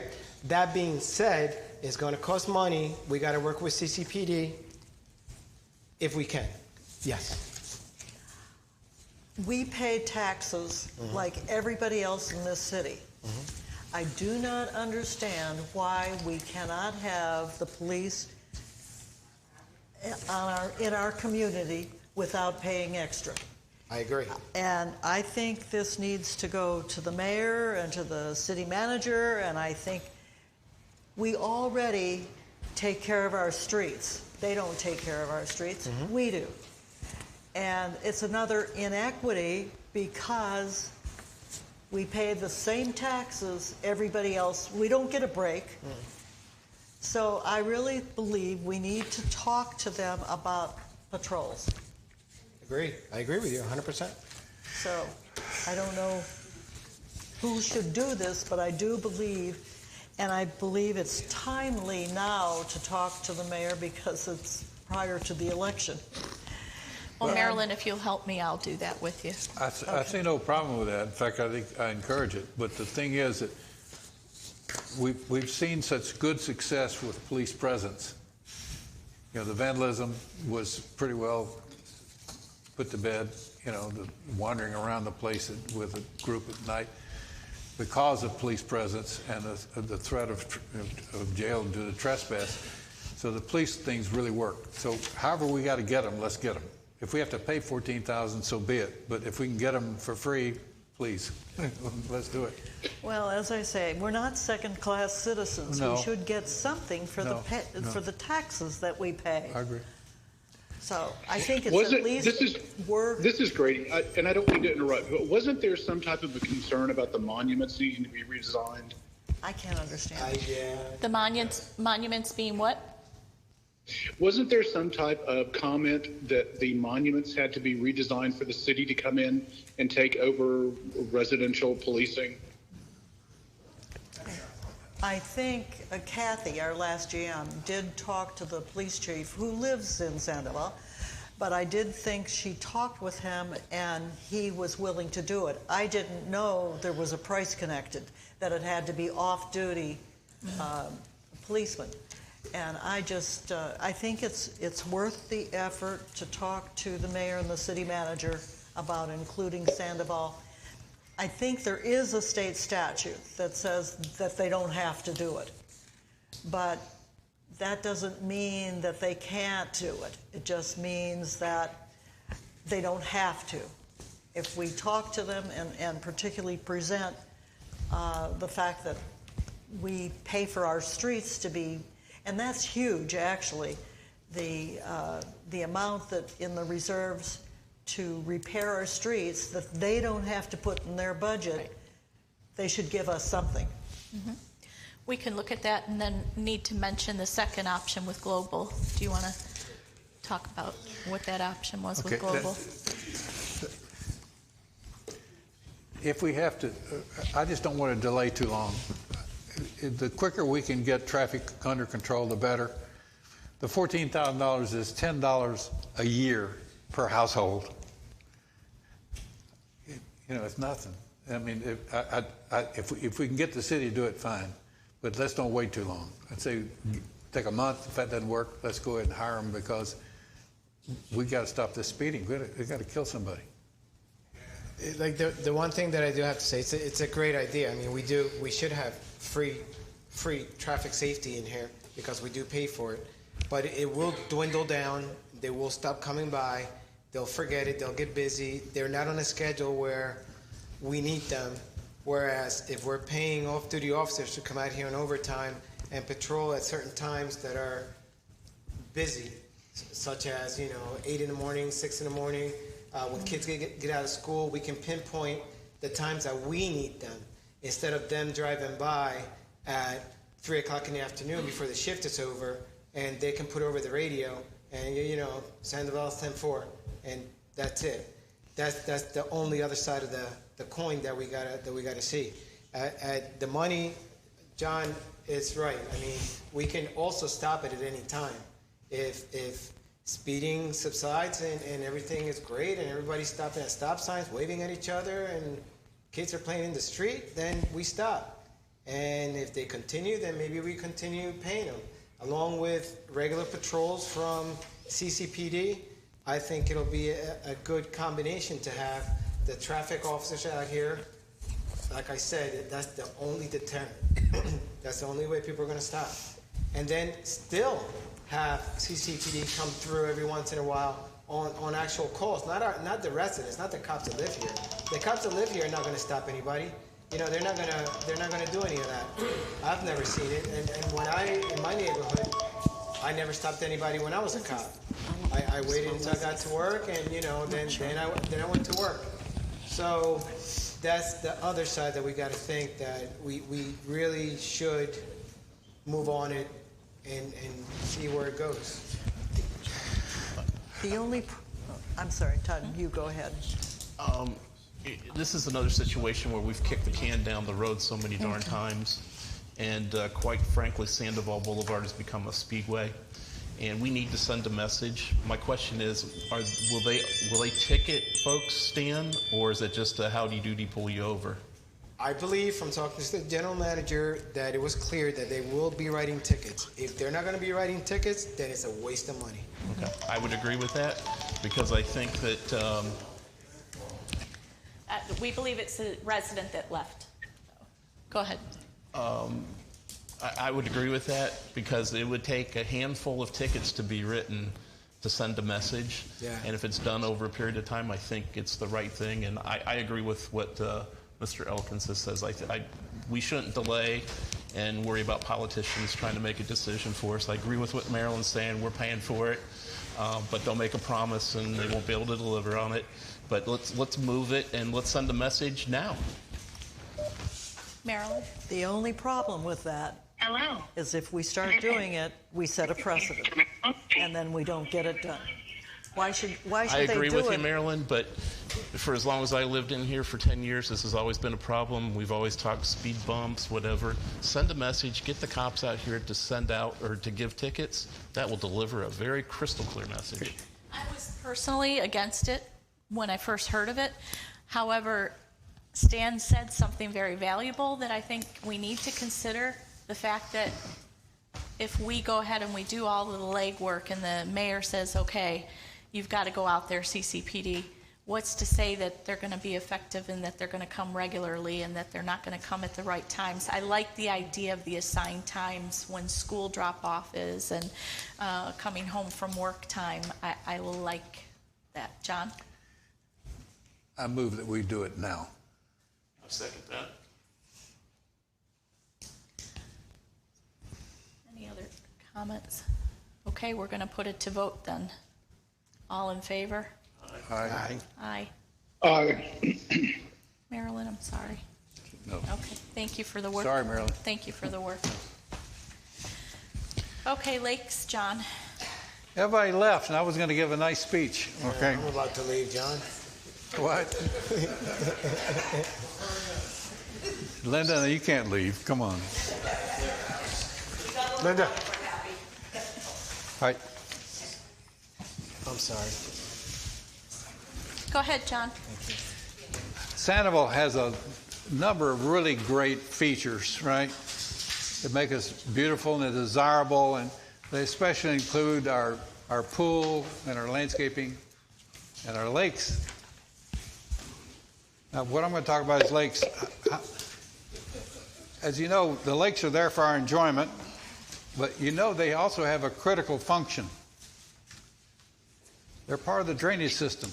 They're the thing that, part of the Southwest Florida Water Management District. We get a heavy storm, they help get rid of that water. They're all connected with each other, and they tie into the city's drain system. So they need to work right in order to make the whole thing work right. All right? You know where the lake water comes from? You think it's rain and a little runoff from our backyard. That's true. But a lot of it comes from the storm drains. All the water from a storm drain goes into the lake. That means everything that you put on your yard and runs into that storm drain is going to go to our lake. And by the way, what do you water your lawn with? You reclaim water. Reclaimed water is high in phosphates. It's higher in minerals. It pollutes our lakes, okay? So it has to be managed. One thing, if excess fertilizer will go down there. If we water too often, it's going to go in the lakes.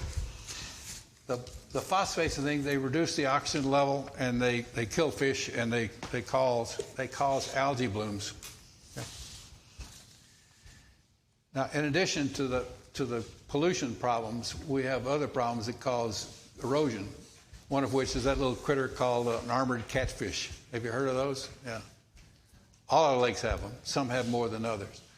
And, you know, they might be cute little buggers, and some people might even eat them. But the problem is that to lay their eggs, they bore into the lake, into the bank, maybe 3 or 4 or 5 feet, and to lay their eggs, and that causes erosion. Right? So a long time ago, back when Sean Wilson was our general manager, he and key residents actually went to school on this stuff.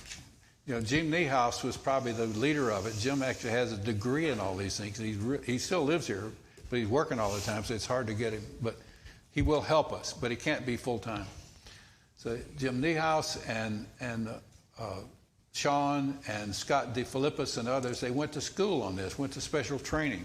And Chuck, our new manager, and I, we're going to be taking a course this next month in this as well, but I'm really a neophyte. But they had also started something called Lake Watch. And Lake Watch, they'd go out in a kayak into the middle of the lake, and they would test the water at various depths. And then that was tied into a state-run program that would really give a pretty good analysis of lake quality and things. That kind of went away when Scott and Jim couldn't do it anymore, so we supplemented that with something called Pond Watch. And the current system is Pond Watch. We have volunteers on the Pond Watch. Mary Manville, Bob Ledesic, Gene and Peter Karowski, Stuart Seckler, and Darrell Brayman are all on that Pond Watch. And they do so many ponds a month so that every year you'll go around the whole pond. But they have a 10-foot pole, and they'll sample the water from that 10-foot pole. It's not as complete a sample, but it's pretty good. And that's sent off to a lab. And those reports come back to our general manager and to Solitude. We have a company called Solitude that works our lakes for us. Okay. Okay. Next.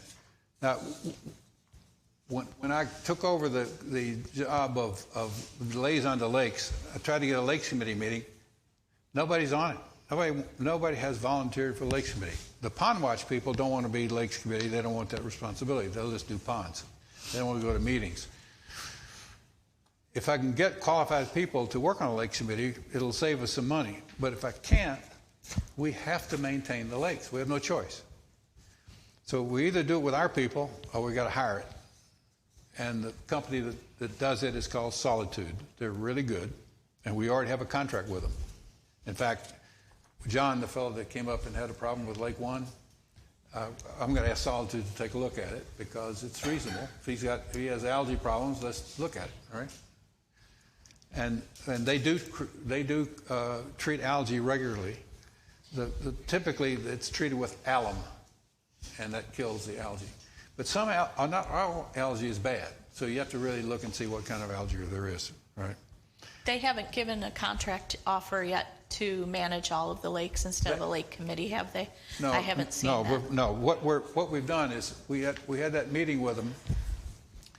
Our ad hoc committee that's working on the ad hoc committee, which includes Jim Niehaus and Scott DeFilippis, who're really good guys. We're working on a strategic plan for the lakes. What can we do long term? And one thing we've asked them to do is give us an idea of the costs so we can create next year's budget. And what can we do to prevent more erosion, all right? And so that's something. So we either, let me go back to there's one thing in that last meeting, and the people that were from Associa were there, Jeff, and then Christina was there by phone. One of the most cost-effective things we can do for our lakes is improve the littoral. You know what littoral means? I didn't even know what it meant. I don't know what it means. I don't know what it is. But littoral is plants. Mm-hmm. And they're planted out in the lake and near the shoreline. And a littoral will actually absorb the phosphates. It'll also filter the water that comes out, and it helps combat erosion. So we need to do a better job of planting littoral, and they can do that for us. All right?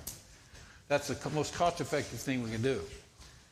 On the other end of the spectrum, if we've got severe lake erosion, the solution is something called a sack. They fill this big, long sack with fill and dirt, and they can last for years, and they put it along the lake bank. And that will stop the erosion, it'll stop the catfish. You want to guess what that stuff costs? About $75 per linear foot. Okay.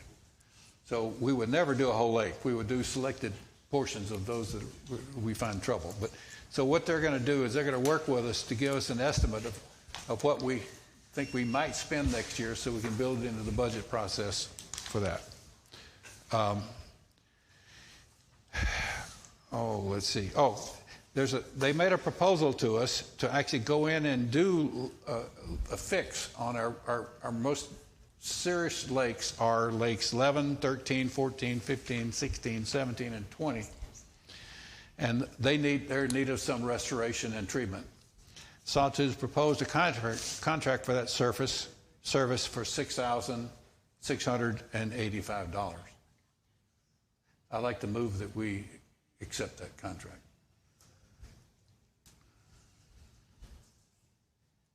That's a motion.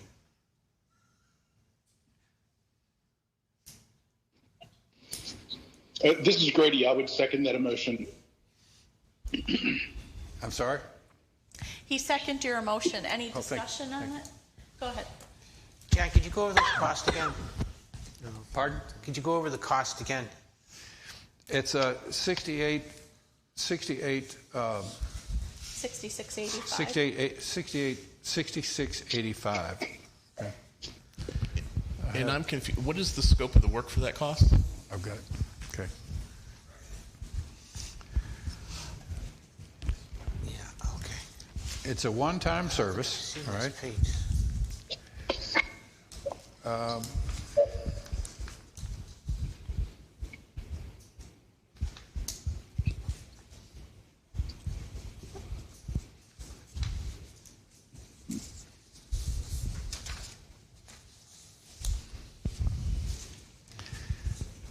They do restoration and assessment package, total nitrogen, ammonia, total phosphate, including aluminum jar, total alkalinity, pH titration, water column profiling, including algae ID for each lake for dominant algae types. Sampling is recommended by the end of August. That's the reason for doing a motion now is they recommend we do it before the end of August.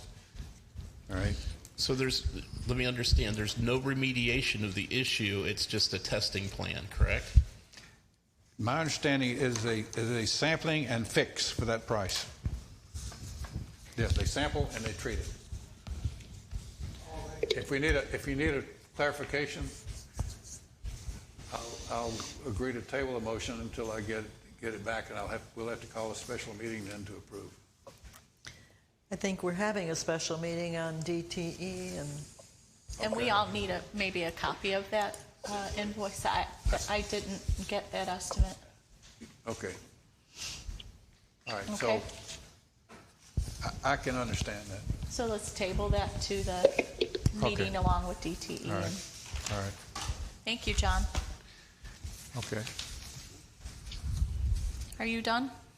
You have anything else? Yeah, other than saying thanks for listening. Yeah. Sure. Great. Marylin? And please volunteer. Marylin, social and communications? Yes. We never really ratified the social committee by listing the members on the committee. So I'd like to do that now. Laura Lease is the chair, and Jessica Newman is the secretary. And the additional members are Anita Zanfardino, Lori Menard, Jerry Toney, Tom Robertson, and Ruth Marzello. They attempted, their last meeting where Jessica took the minutes was in May. They attempted a meeting in July 13th, and they didn't have a quorum. They only had 2 members that attended. So Lauren took the minutes, but they're not really minutes, they're just notes. And the discussion revolved around volunteers for Halloween, the activities and the food and beverage were discussed, and also a discussion on a fall festival. Nothing was nothing was done because nothing could be voted on because they didn't really have a quorum. But they did want to talk about it, and actually, I think Lauren led the discussion because this is her area, and so that was what happened at that meeting in July. And my next committee is communications, and as I mentioned, their president is 90% complete on the charter, and we'll present it next month. This communications committee has David Ott as the chair. The members are, and they do not have a secretary. It's a rotating secretary. They take turns. And so Sean Kenny, Vic Nigel, Harold Fowler, and Rob Husing are the members of their committee.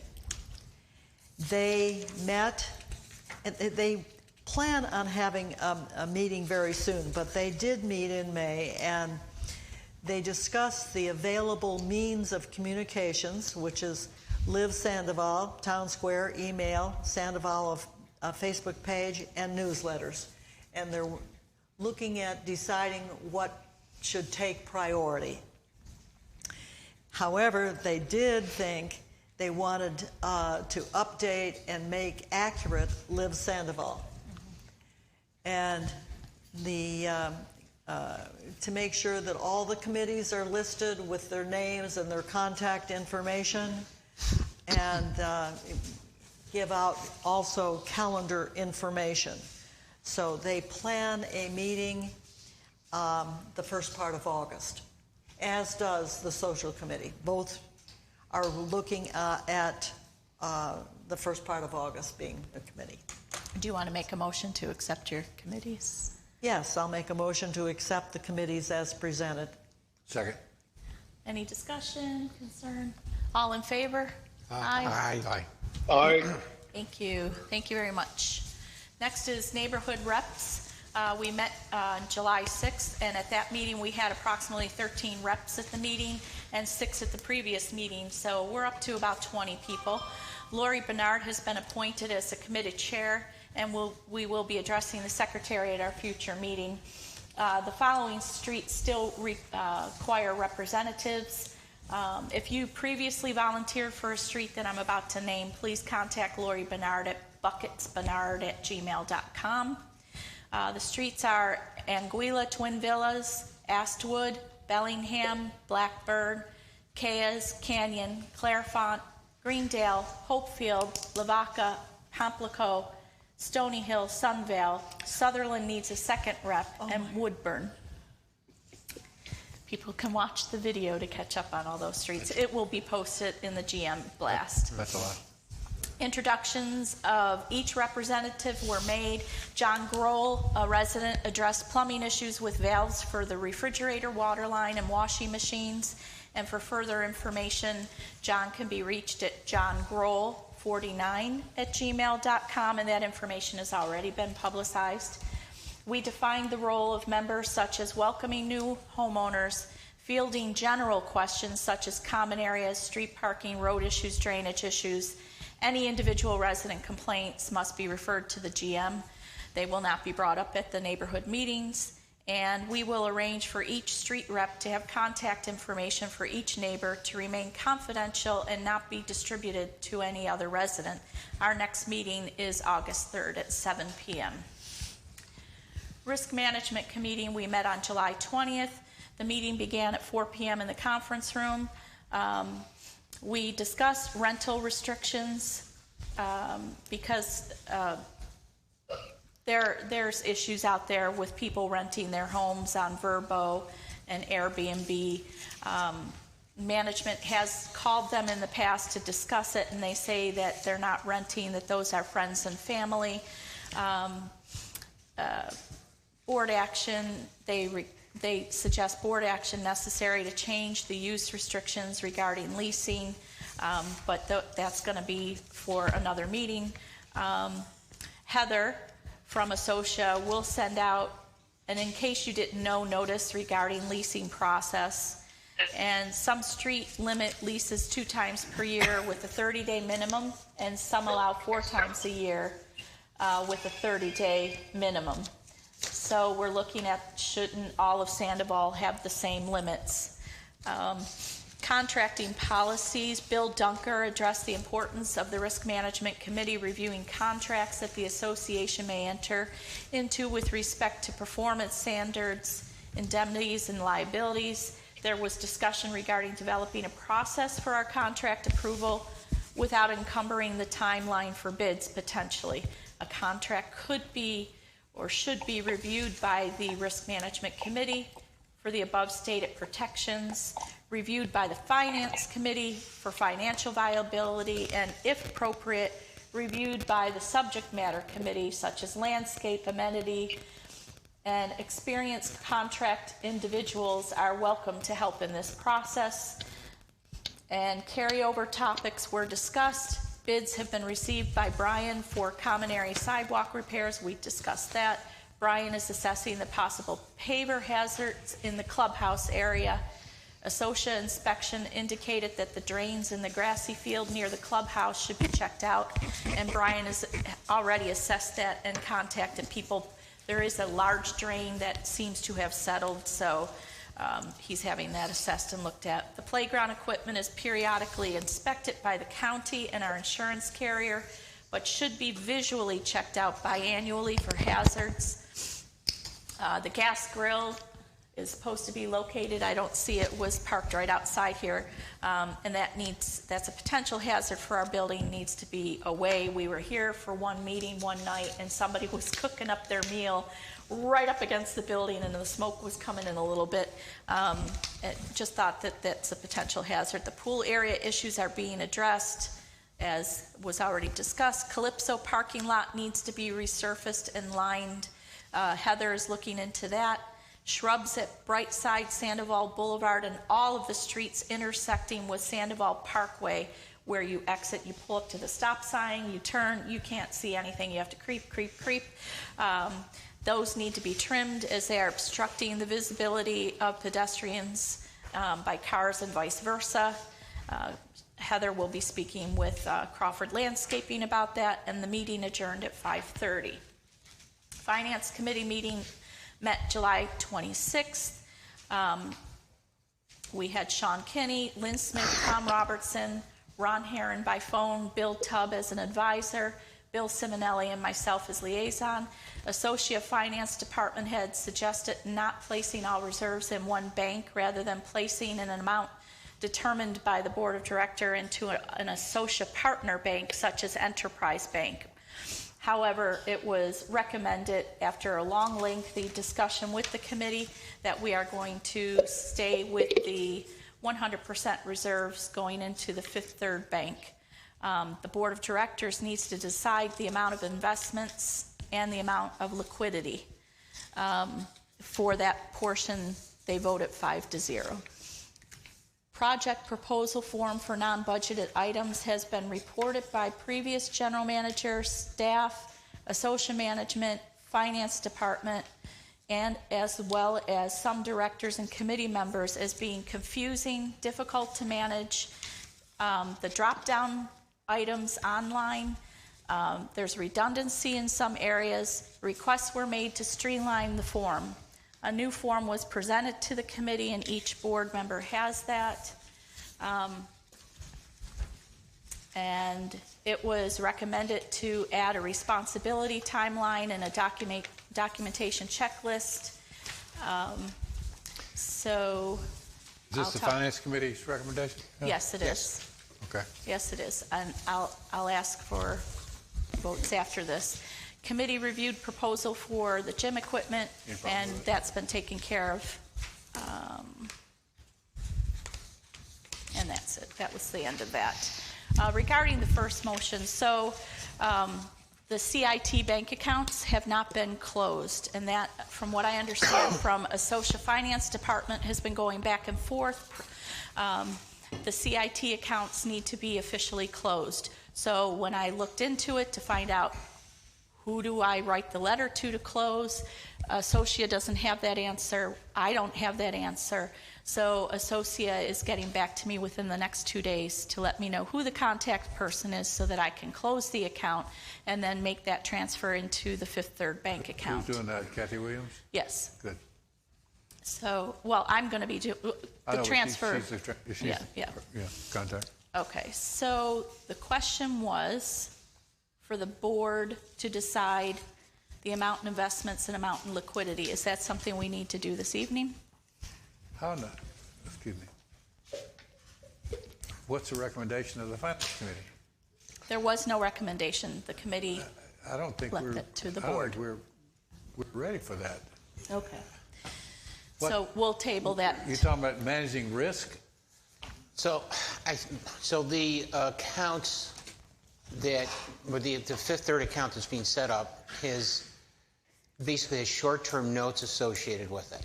So there's little risk with putting everything in there now as we figure out a more longer-term strategy. See, the point is just to get it all consolidated, start gaining some consistent interest income, not the greatest, but you still get something. It's in secure government-backed securities. Our philosophy, at least when I was on the Finance Committee, and I think has always been, is to seek no risk. If we don't, if we might not gain as much on the plus side, we certainly don't want to lose. So I just can't afford to risk our reserve funds. Well, the Fifth Third account is government-backed. Right. Treasury, so there's no risk associated with that. I don't mean that. I'm talking about if something has a cost associated with moving money in and out, you know, we don't want to diminish our corpus. No, I understand. So I'm sorry. The point that I was trying to make, John, is that there's enough liquidity associated with the account that if we want to spread it between two different institutions, we can manage that over time and not jeopardize any fees for early withdrawals. But I think the point is that we wanted to get all those funds into one account where we can have a good accounting of them going forward. Is that a board decision, or should we leave it to our treasurer? What do you think? Can I comment? Of course. This board in May made a motion under Motion 1 in regards to the strategy in regards to the reserve funds. And it's very specific on timeline, where they're deposited, and how they're to be deposited. So I don't think there's any question on this board voted to do that in May. Well, let's do it then. Okay. Okay. Do you have that motion in hand? Do you know what the specifics are? Well, the specifics are very clear, but there was a question on, splitting up the funds. The motion was extremely clear that all of the 2021 audited balance, any type of current reserve funds that would be held in the operating account shall be immediately transferred to the segregated reserve account that was established or to be established by Fifth Third. That was voted by this board. Yes. Okay. Yeah. Okay, thank you. We'll do that. Thank you. And then this project expenditure request, we need approval for using that versus the older form. If you can look at that, and if someone will make a motion. If that's a recommendation of the Finance Committee, Yes. I move we accept it. Second. Any discussion? Okay, all in favor? Aye. Aye. Great. Thank you. Okay, that is all I have because covenants, we had an issue with violations. The report wasn't processed. We tried 3 times getting it, and unfortunately, hopefully it'll be ready for the special meeting and I can announce the violations at that time. Is it a significant number? Yes, Yeah, but yeah. confusing. So there were well over 250, but I think there was an issue with the previous management that they never entered it into the Associa C3 system.